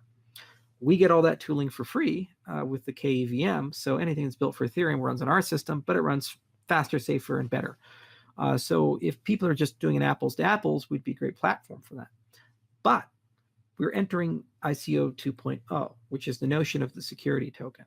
So what's happening is we're starting to see a crystallization of regulatory understanding of the ICO to the point where regulatory agencies are creating bespoke regulations for ICOs. So what that means is, instead of saying, well, we'll get around to it later, later has come, and you're either going to be something regulated by the CFTC, for example, in the United States, the Commodities Future Trading Commission, or the Securities Exchange Commission. which is for securities. So whether you're a utility token, which will look like a commodity, or a security token, which looks like a stock or something like that. So what's probably going to end up happening is that people who do ICOs moving in the future will issue a security token, and those will be traded on special domains and have special exemptions, whether it be Reg A through the Jobs Act, Reg D through accredited investors, or Reg S for abroad. And when they're traded on regulated exchanges with broker-dealer licenses. And we're starting to see those materialize, like Coinbase and T0 and so forth. Then, if the token has real utility and it actually really does become decentralized and the person who sold it is no longer necessary to maintain it, like what's recently happened with Ethereum, the token may become a non-security. And as a consequence of being a non-security, it would then be regulated by a different agency, in this case, probably the CFTC for the United States. So it could then be traded on the global Bitcoin exchanges that we see, like Bitstamp and Bittrex and Binance and the rest of the guys who don't have specialized licenses or are pursuing those licenses. And then you wouldn't need to do all the things you need to do with an IPO or a normal securities offering or any of these normal exemptions. So there's a whole industrial move towards building capabilities to facilitate that security token ecosystem. And some of those are building bespoke smart contracts. Some of those are issuing new types of token standards to go beyond the ERC20. Some of those are building custodial services and so forth to hold on to things and so forth. Now, when those things eventually materialize and build out, I think Cardano, by nature of its architecture, will probably be a really compelling platform to capture that part of the marketplace. But it's going to be a huge market, and there's going to be many, many players in that marketplace on both the issuance, the distribution, and the trading of these things. Then when it escapes and it becomes its own token, I think Cardano will also be a very compelling platform because our accounting layer is being built as a multi-asset layer. So it's kept simple on purpose, but it's really, really good to keep your base token basically fast and efficient and not bottlenecked. And then you could use that base token to connect to an overlay protocol. In our architecture, we call it Cardano CL, but using our sidechains protocol, you just as easily can connect that to another overlay protocol. For example, Orbs is deploying as an ERC20 token on Ethereum, but you don't actually get any utility or use out of that. You have to send it to an overlay system that actually runs its own BFT, and it does all the magic, and it's doing its own thing.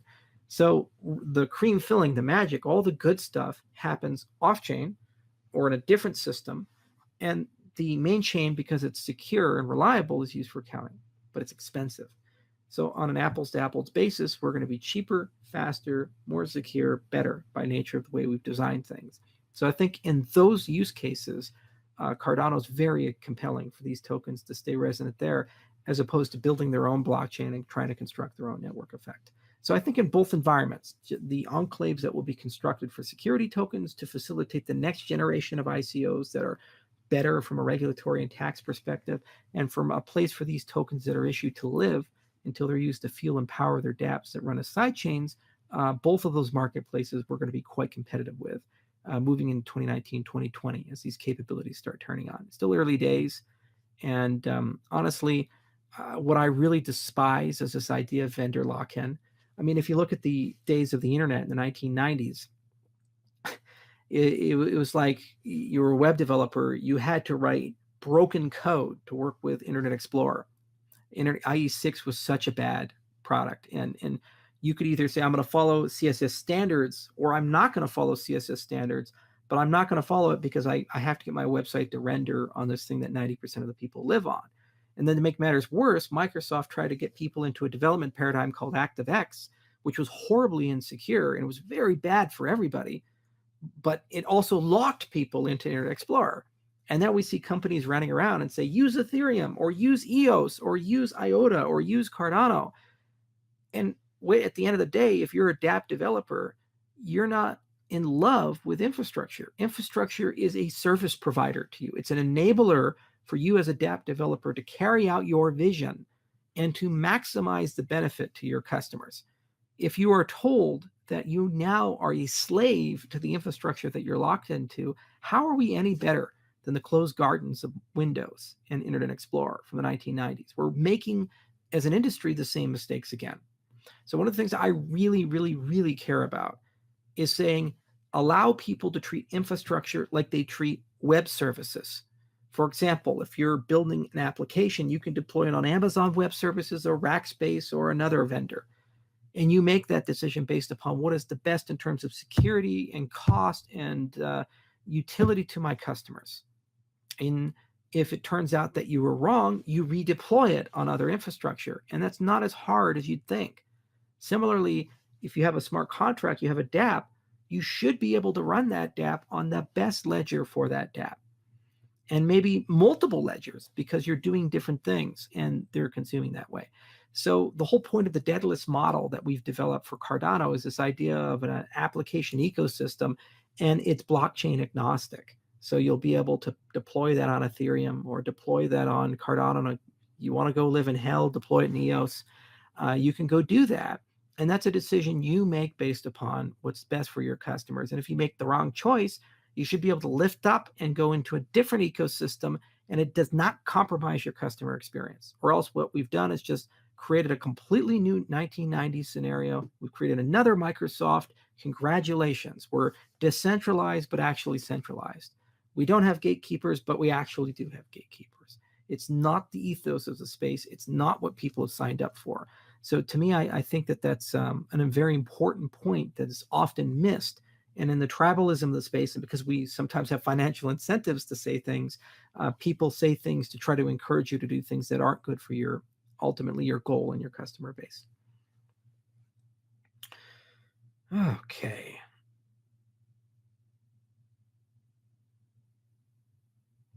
Okay, let's see what else here. Who would you rather punch in the face, Dan Larimer or Roger Ver?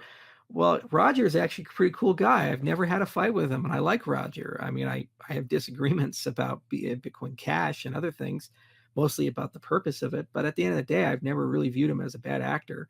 And it's, a story I often tell about Roger. One time years ago, he said, "Hey, let me show you something special." And he went to a barber shop, a coffee shop, and a restaurant, all back to back to back. And in each case, he got them to accept Bitcoin. That's where Roger came from. He's that good. And he's pretty magical in his ability to get people to adopt things. I think that he perhaps hasn't fully thought out the consequences of Bitcoin Cash or the consequences of the ecosystem he's built. And also, it's incredibly regrettable that he's working with or associating with Craig Wright, who I believe is a sociopath. He's a bad actor. But at the end of the day, I don't have any issue with Roger. The other thing is Roger is really good at martial arts, and he can kick my ass. So I really want to punch that guy in the face. As for Dan Larimer, Dan is Dan. So let's see what else we have here. What will happen to Emergo IOHK contract for developing Cardano? By 2020, we will have a fully operational treasury and I'll stick around until that's done. So if it bleeds into 2021, we'll keep working until that's done. And at that point, there's going to be specifications, a Cardano improvement proposal process, competing clients written in different languages by different development teams. It'll be a very decentralized ecosystem. And IOHK would love to continue doing research and engineering, but you, the ADA holders, will be able to make that choice.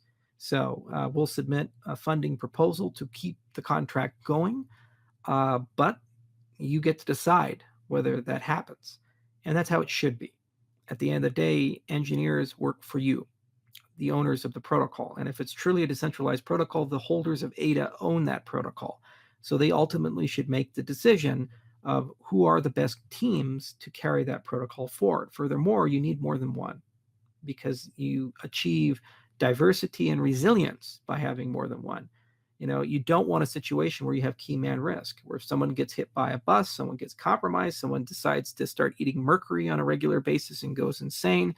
That just makes no sense because if that occurs, you all of a sudden have lost your protocol.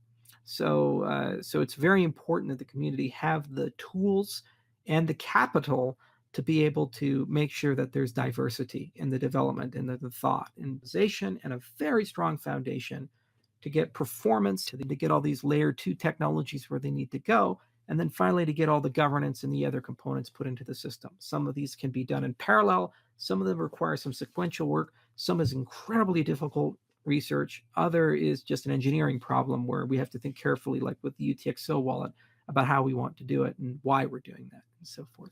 So that's what's going to happen. We're still going to be around and we're going to be asking for additional funding, but it's usually easier to do this when you have two people because one guy follows the questions and then picks out some, so there's a continuous flow.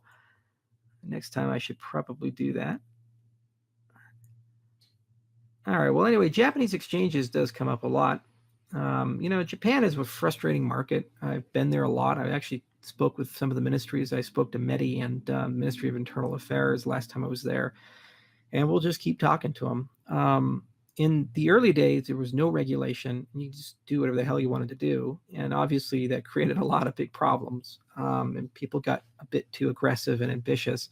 So what ended up happening is that they decided to regulate the market, and they passed a very aggressive law to regulate the exchanges. Implicit in that was also a notion of restrictions in token listings. So basically they said, not only are we going to tell the exchanges how to operate for the best interest of the people, we're also going to tell the exchanges what tokens they can trade. That's fine, because then you have some rules to follow and you go follow them and you try to convince people that you're good.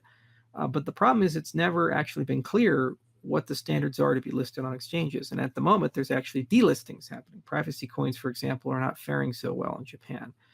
At some point, Japanese exchanges and the FSA, the regulatory body that's responsible for this, will reach some sort of broker compromise about how listings are going to occur. And at that point, I think ADA will fare very well, because on every single metric, we look good. There's tons of transparency and credibility in the project. The technology is world-class. We have independent auditing. There's oversight in the project. Use of funds is extremely reasonable and very transparent. There's a huge public team that has a multi-year commitment. It's extremely hard to find anything that has an equivalent level of commitment to producing value as our team. There's certainly a lot of people doing interesting things, but at the end of the day, I think we're the best. A little biased, but at the end of the day, I do think we're the best. We also have a strong ties to Japan. We have a research lab at Tokyo Institute of Tech. A lot of people in Japan love ADA, and it would be fundamentally unfair for the Japanese government to tell them that the only way they can trade ADA is to go abroad to exchanges Japan cannot regulate because they're abroad. So I think that we'll fare well. It's just, unfortunately, because of the coin check incident, because of the multiple SROs, because of ambiguity in the law and regulatory uncertainty, people are following a very conservative approach. And there really isn't a financial incentive or a rush for the FSA to move quickly. They're going to move in a very systematic and methodical way and to decide what's best for them and for the people of Japan. My hope is that at the end of the day, we fare well, but we'll find out. And we'll do our best to try to convince people in that jurisdiction that ADA should be part of the marketplace. It would be extremely unfortunate to just have Ripple, Ether, and Bitcoin, because those are safe tokens for whatever the hell the reason. But we might end up in that reality, or we might end up in a reality where Japan is a world leader, which lists hundreds of tokens and has tons of innovative projects. The jury's out on which side is going to happen, and we'll let you know as we learn. What do you think of Jackson Palmer, creator of Dogecoin, and skepticism of Cardano when he said in a video that your white paper was a lot of fluff? Which part? The proofs? The many papers? The peer review process, which is all public? The fact that we actually bothered to build real security models and actually think of things in very foundational ways? I mean, forgive me, I'm not so good at taking a Shiba Inu and building an entire ecosystem around that. Cryptographers are cryptographers, and engineers are engineers, and marketers are marketers, and they all do different things. The point of the foundations of Cardano was to go to the most qualified people we could find in the world and get them to care about solving the problems we need to solve for Cardano to be stable and reliable. That doesn't port into solving every single problem all at once. It means you have to follow a process. It means you have to define basic things like what is a blockchain? What is proof of stake? Can it ever even be secure under even unrealistic assumptions? And then if you're going to make those assumptions realistic, what do you give up in that process? And can you still preserve your security model as you do that? We have invested over $2.24 million, written 5 papers in 3 years on just the Ouroboros thread. And we've involved ourselves with institutions, I think 8 different universities at this point, people who are at those universities. We've gone to Eurocrypt, to crypto, and Eurocrypt again. And we'll be at other conferences soon showing off this technology. And we're only about halfway through the research thread. So when I read things like he said, well, there's just a lot of fluff in that paper, first I'd like to ask him, does he actually even understand what the hell is in the paper? Because it wasn't written for him, it was written for academics. Second, did he even bother to take a look at the other things that we've done? Like, for example, does he know how to build a UTXO wallet? Well, he forked Bitcoin. Satoshi came up with that, did he? Well, we didn't know how to build one, so we figured it out, and we wrote a formal specification for those things. And that's what we do on the engineering side. And that specification is so involved, it took Sebastian 2 hours to just do an overview of it. And it's a beautiful piece of work. And that's how we operate. We're just walking our way through the space, finding the problems that we need to solve and getting the right people onto those problems and solving them in the most rigorous academic, engineering, smart way possible. And we write paper after paper after paper, and not every paper solves every problem, and not every paper is useful for every context. But once we've solved something and we're confident about that, that's granite, it's bedrock. And we're starting to really see great fruits being produced. At this point, we're very confident that Ouroboros Genesis is a wonderful consensus algorithm to run a cryptocurrency with. And once you'll see our delegation and our incentives paper, these 3 things together are everything that you would need to run something much better than Bitcoin, much more performant than Bitcoin, and it doesn't cost billions of dollars a year to run. Furthermore, we're very confident in the code we've written, very confident in the designs that we've come up with. And we know where the deficits are. We know where the bodies are buried, and we know how to exhume them and put them in their proper places. And we have a process for that. And every single day, we tirelessly work towards that process. We keep innovating. We keep growing. We keep bringing people in. We went from 2 people to 160 people, many of which hold PhDs, many of which have strong professional reputations and have published hundreds of papers. The programming language we're writing this in, the guy who created the programming language works for us. And we're a lot of fluff. And this is what I was talking about earlier about the tribalism and the noise and the vitriol in the space.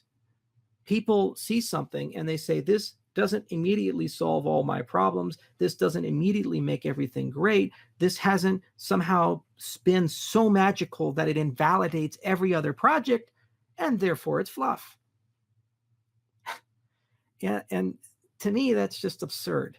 You know, the point is we're rebuilding the entire world financial system. The one we have was not created overnight. We inherited that system that was meticulously constructed decade by decade by decade by decade by people who came before us. It is beyond arrogant to say that we can come in and rebuild this entire system in a single fucking paper with a single fucking code base. It's just so insane. What you do instead is you construct a process that is scalable, that is capable of welcoming new people in from different wakes of life, different skill sets, different cultures, different languages, that is capable of identifying the problems you need to solve to have a better system, coming up with reliable solutions for those problems, and then having a feedback mechanism to verify that those solutions work and are proper. And then once you've done that, you've made progress. And you do it again and again and again. It's like the scientific method. Everything we have in life that's good has come from the ability to make mankind stateful, to preserve what we've come up with, and to be able to change things that we don't like instead of having to accept the status quo. And cryptocurrencies are no different at all. So I like our progress. I like our process. I like the things we've accomplished. I think that a lot of people are really starting to understand that this is a much bigger and more ambitious project than they originally intended. And they're starting to realize that we have an incredibly strong commitment to doing things in a smart way. The other thing is, this is not an IOHK project. This is a collective project. Predictable Network Solutions works on this. Twig works on this. FP Complete works on this. WeldType works on this. Allied Testing works on this. QVIC works on this. Runtime Verification works on this. Emergo works on this. The Cardano Foundation works on this. ATIX works on this, amongst others. And that's where we're at today. The processes that we have will continue to scale. And one day we will have hundreds and then thousands of companies unified by peer review, formal methods, and a very systematic, rigorous way of going about things, and eventually a decentralized form of governance. It will take decades for us to perfect it and for the system to work well. But it's the perfect system to build the world's next financial stack. That's the point. That's why we've invested so much time and effort into all of these things. So with all due respect, that's what we're doing. If you don't like it, there are many other options on the marketplace that are better suited for you. If you do like it, welcome aboard, grab a shovel. African countries. Oh, this is nearest and dear to my heart. So I went to Ethiopia, to Addis Ababa, and I went to Kigali in Rwanda. And boy, we had a great time. We really enjoyed talking to a lot of really interesting people. And I learned a lot, for example, going to Ethiopia, to Addis Ababa, I didn't realize that the coffee industry there is like as close to Game of Thrones as you can get. And you have to be really careful with who you talk to and who you take pictures with and so forth, because it's almost like House Targaryen and House Lannister and House Stark and so forth. And I was like, whoa, okay. But it's very old industry. It's very prominent industry, and it controls basically a large chunk of the country's economy. About 1.5 million farmers do nothing but coffee production. So we had a lot of great discussions with the Ministry of Science and Tech, and we had a lot of great discussions with leaders, including the World Bank and others who were embedded in Ethiopia, about what would be low-hanging fruit for us to actually get a high-impact, low-resource pilots that we could run, showcasing the value of blockchain technology, some of which could run on a permissionless ledger like Cardano, and some of which could run on a permission ledger like things like Hyperledger Fabric or Enterprise Cardano and so forth.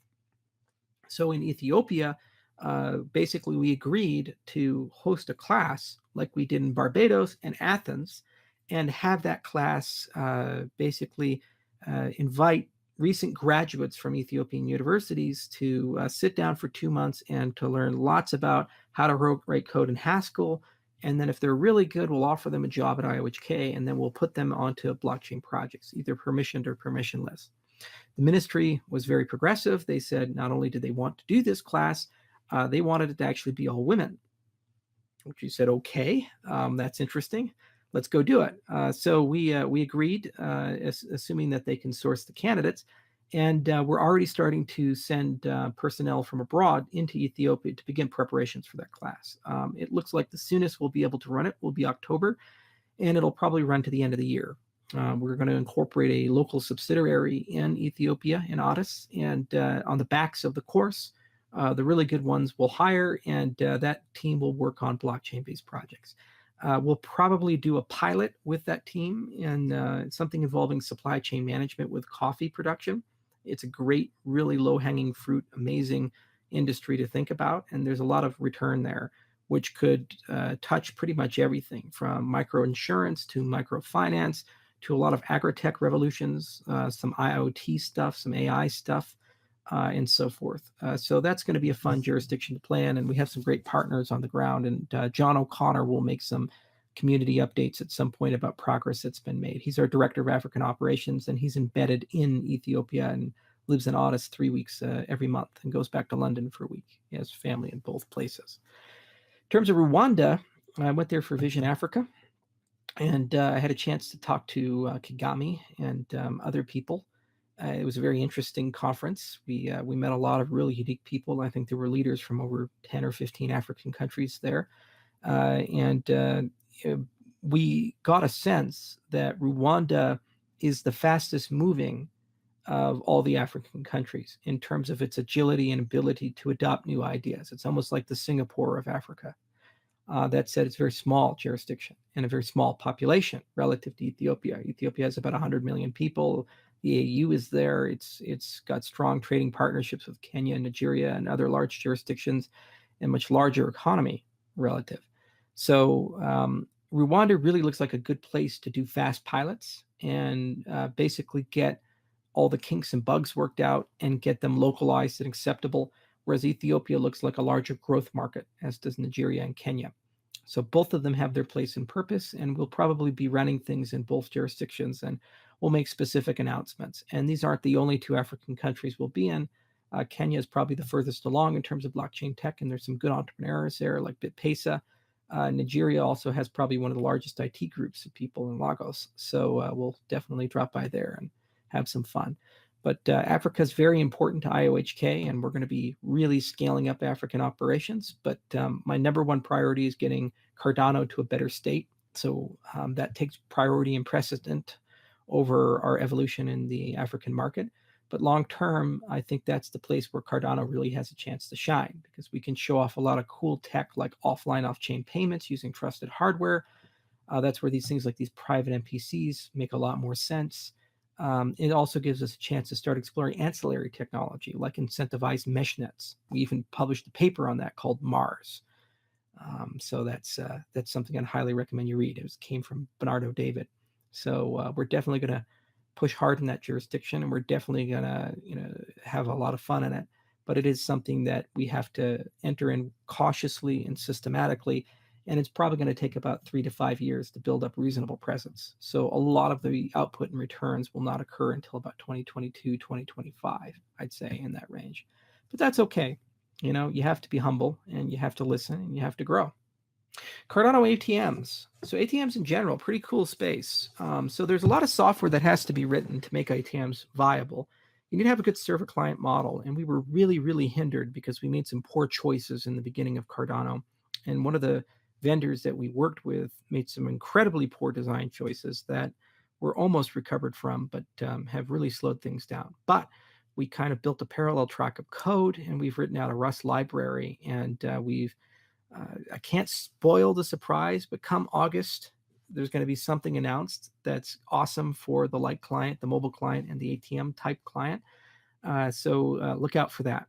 In terms of Cardano ATMs in Japan, there was a third-party partner that was keen on doing that, and they wanted to deploy 50 ATMs prior to 2020, and they've already deployed some Bitcoin ATMs in the jurisdiction. And we answered a lot of technical questions about how to support Cardano and gave recommendations about the architecture, but we don't physically own those devices, and we don't operate them. So we're not sure how they've been deployed and when and if ADA support is going to be turned on, but it would be nice to see. That said, we're really keen to investigate an open source ATM design for Africa. And we think that there's a lot of innovation that can happen there to create a low-cost ATM in the $200 to $500 price range. Because if you're talking about cryptocurrency adoption amongst the people who don't have it, they need a cash-in, cash-out point. So yes, you can send Bitcoin or ADA or Ether to from a maid in London to her mother in Manila.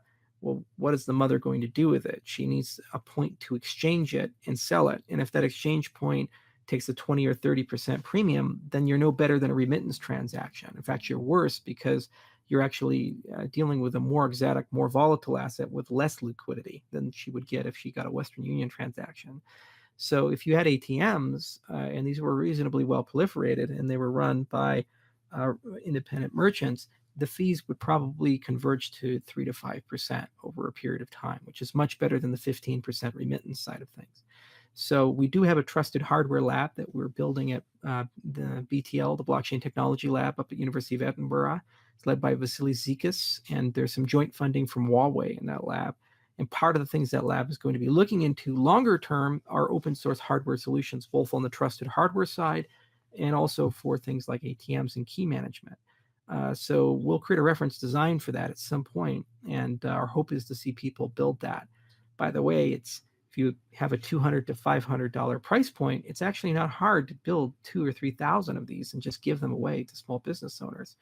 The harder part is understanding, can you get them to operate off grid?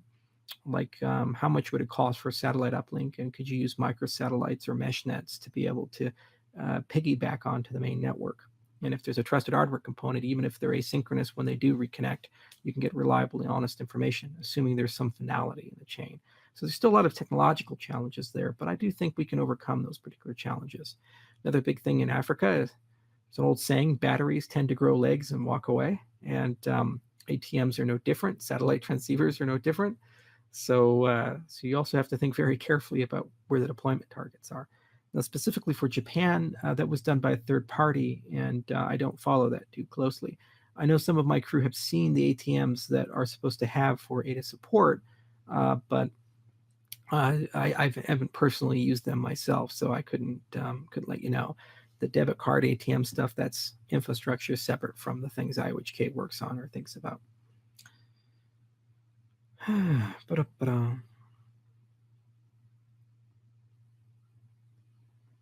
Win Lambo. I always wonder, why Lamborghini? I drive a Cadillac. I have an XTS, a 2014 XTS. It's a great car. Got it for like $25,000. Highly recommend it. It's got magnetic suspension system. It's got great brakes, leather all throughout the seat. It's got a Bose sound system in it. It's like 22 speakers. And you talk about Lamborghini, it's $200,000 for a Huracan, or a Gallardo is about $100,000 to $150,000. Your Aventador is probably $300K or more. And Murcielago is like $250,000. And then at the end of the day, you have a car that you're not going to drive more than 1,000 miles a year that collects dust, and it costs you $5,000 to change the oil. And if your brakes go bad, those Brembo brakes are like 25 grand. So, why Lambo? Why not something else? And if you're going to get a high performance sports car, then why not something interesting like a Ford GT or a Camaro? Buy American. There's some good cars there. Have you seen the Corvettes lately? Come on, guys. Win Cadillac. CT6, the new 2019 CT6, 550 horsepower, twin turbo V8. And those turbos are right in the engine. There's no lag with them. And a 10-speed transmission. Thinking man's car. Okay.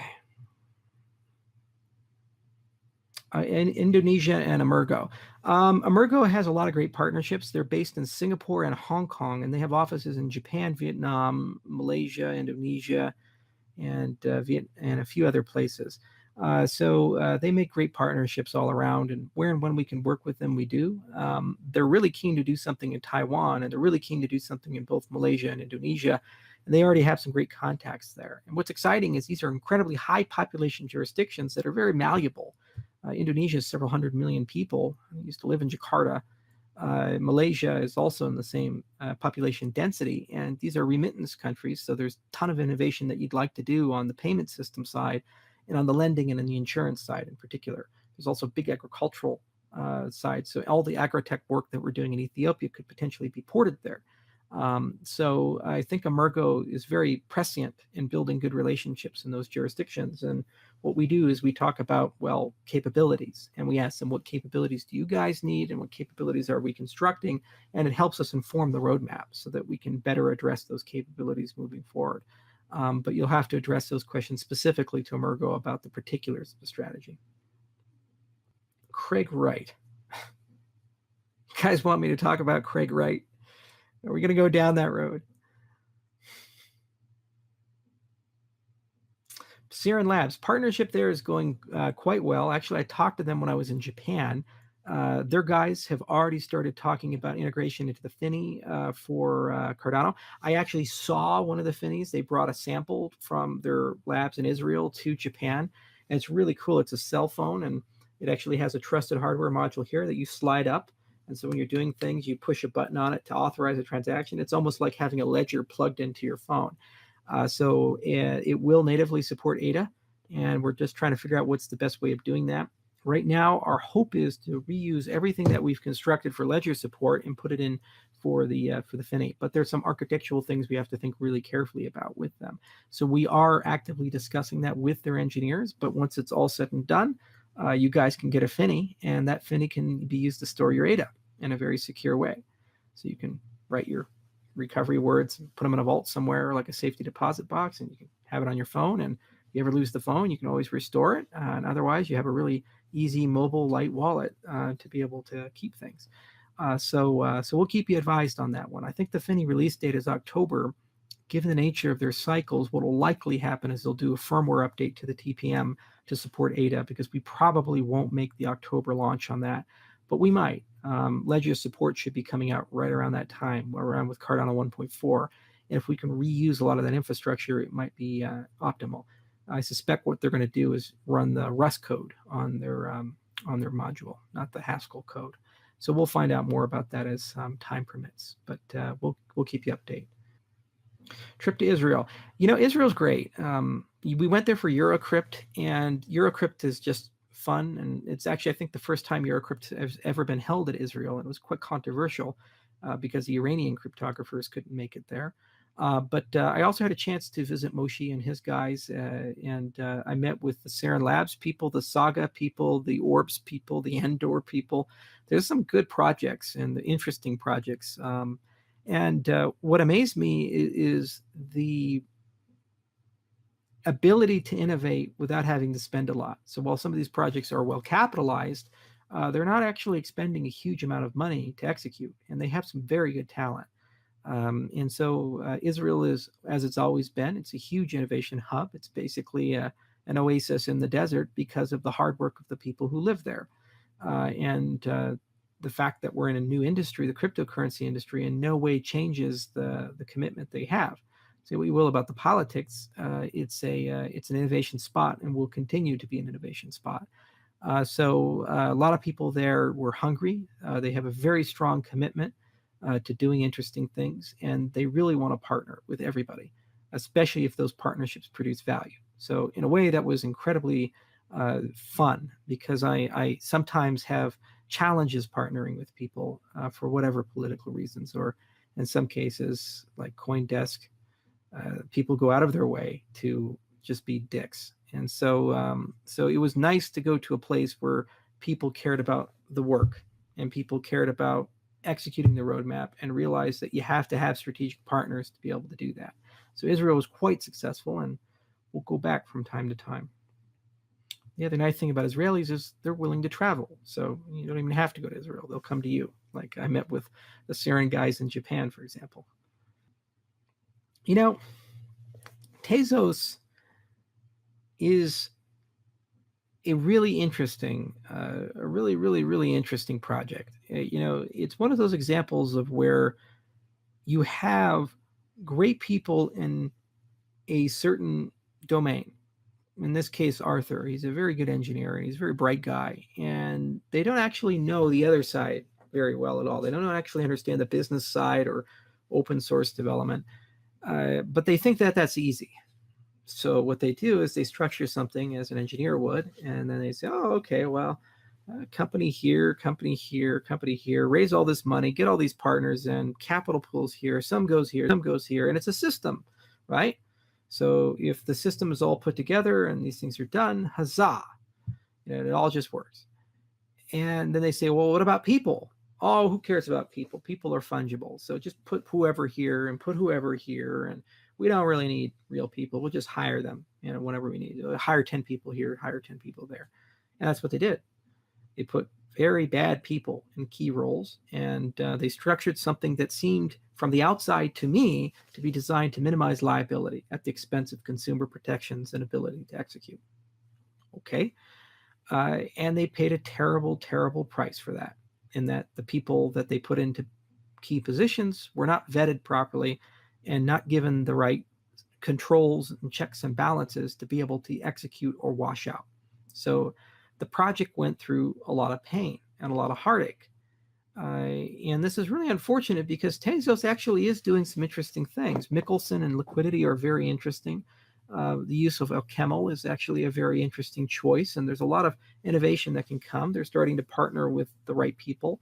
And if left to their own devices, and you said all the drama of the sale, the size of the offering, the incentives behind the offering, and if you were just to do an airdrop of Bitcoin and say, this is Tezos, I think a lot of people would look at the project very positively, and they would say that there's a lot of really interesting things here.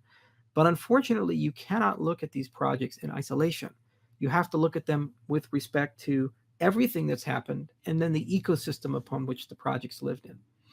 And projects like Tezos, EOS, and others all suffer from the same common sin, which is they raise too much money. You do not need $200 million to build a cryptocurrency. Even something as sanely complicated as Cardano, you do not need this kind of money. You do not need a $1 billion DApp fund or VC. You don't need any of these things. It's absurd. If you look at some of the best venture capitalists in the world, like John Doerr, 192 IPOs, invested in Google, invested in Intel, the guy is just walks on water. He's a genius, and he's really one of the best. If you came to him and said, for a completely new ecosystem that's very fragile, very young, completely new project, we're going to put $4 billion in it. Would you like $1 billion to go run a venture fund for that? He would look at you like you're a green-eyed monster, because at the end of the day, he knows that there's no responsible way to be able to invest that money, and all you'd be doing is just distorting salaries. I mean, there were people who went to John, like Steve Jobs. He went to John and said, I'm creating the iPhone. We're going to have applications on it. I'd like some venture capital to exist for people to build cell phone apps. This is a very new concept. They didn't put $1 billion into it. And this was Apple and Steve Jobs and the iPhone. Okay. And there's a track record there. And there's definitely a mass market. Whereas EOS and Tezos are much, much smaller. So the first common sin, I think, is they were overfunded. And as a consequence of the overfunding, people don't talk about the technology, the vision, the mission, the goals, the dreams, like we did with Bitcoin, because there was no money in the beginning with Bitcoin. The only thing we had was dreams and a mission. They talk about, how do I get my hands on a chunk of that massive amount of money that's just sitting there? The second original sin is that somewhere along the way, you have to learn that you're not the smartest person in the room. You're not brilliant. You have to listen to people. My company is filled with people much smarter than me and much more capable than me. And I love that, because I can learn from them, and because I can trust them to do things I could never do throughout my career. Maybe one day, if I spent 10 years, I'd be a decent cryptographer. I'd be a decent one, not a good one. And I have people in my company who are exceptional ones, who have spent 20 years at that. So why in God's name don't you just give that stuff to them and let them do their job? And then you can negotiate how that's going to benefit the ecosystem as a whole. One of the problems that I've always had with Tezos in interacting with Arthur and his team has been that I feel like they just think that they know the whole world and they have it all figured out. No matter what advice you give them, doesn't matter. It's talking to a wall. They've figured it out. And it's the same for Dan Larimer, and it's the same for a lot of these guys like Craig Wright. They all seem to be cut from a common cloth of, we know more than everybody else, and we know the future, and you're just going to sit back and watch us give you the future. Steve Jobs thought he knew the future, and he was fired from Apple. He thought he knew the future with Lisa. He thought he knew the future with Next Computers. And every single time he released these things, they were always too late, too expensive, and they really weren't what they promised to be. And it was only after he worked with John Lasseter and the guys from Pixar, and he just kind of got his ass reamed to him for 10 years, that he actually learned the value of listening and learning. And when he started doing that, he was able to do some very amazing things. Like when he came back to Apple in 1997, it was dying. They were literally months away from bankruptcy. And he had to do something that Steve Jobs in his 20s could never do. He had to call up Bill Gates and make a deal with him and convince him to put millions, hundreds of millions of dollars into Apple to keep it alive. He had to make Internet Explorer the default browser for Apple. He had to have Bill Gates appear on a stage behind him on a giant screen, talking over him like Bill's one. But he had to do that because he knew that was the only way to save the company.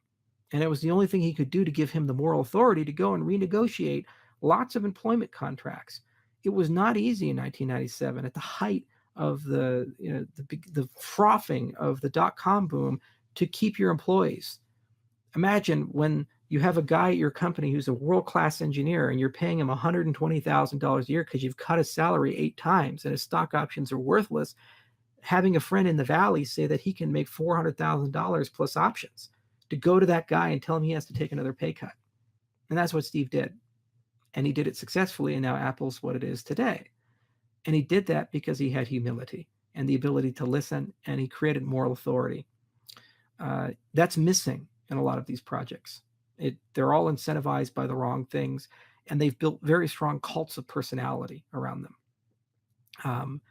If you want to see what true humility is, just go to YouTube and enter in Steve Jobs, Apple, 1997, Bill Gates, or some search parameter like that, and watch the video.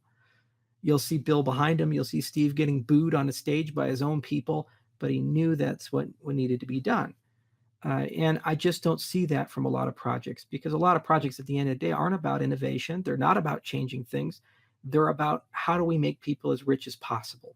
And if the success factor of a project is you participated in the ICO and you managed to find an idiot to buy the tokens from you at a multiple of what you paid for it, so you got yours, we are no better as an ecosystem and no better as a community than the people that we seek to replace. We have people who do this every day. They're called Goldman Sachs. If you read the emails between the traders who sold junk financial products to people before the 2008 collapse, and you see how they said, well, it's junk, but I managed to sell it. How are we morally any better if we do as a space the same thing? And unfortunately, I see that in a lot of projects.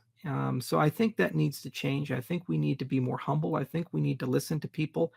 And I think we need to be a bit more careful with our words and a bit more careful with our judgments. At the end of the day, you're not always going to agree with people. And at the end of the day, you're not always going to like people. But you have to work with them, and you have to find some way to respect them. I don't always agree with Vitalik, but I've never had a bad conversation with him. And I do respect him. He's a good guy at the end of the day, and he does good work. And I will never in my life ever say that he doesn't care about Ethereum or the mission of Ethereum or the goals of Ethereum. We strongly disagree on the DAO hack, and we strongly disagree about a lot of the things that have happened. But it's water under the bridge. It happened. We went our own way.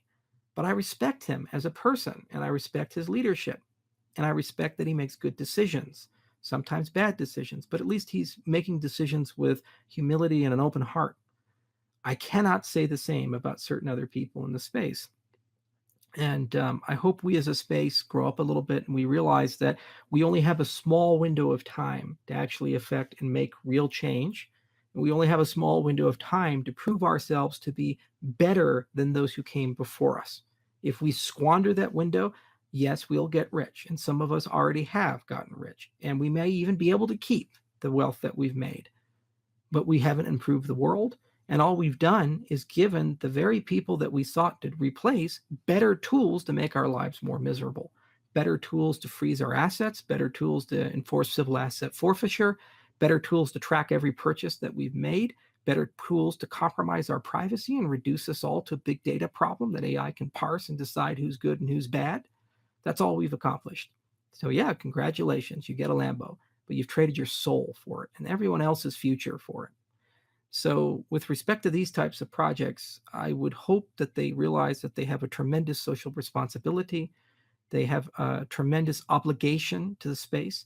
And when you're given that much capital, you must invest it wisely and you must have humility. It will run out one day, and you have to be accountable for how you spend it.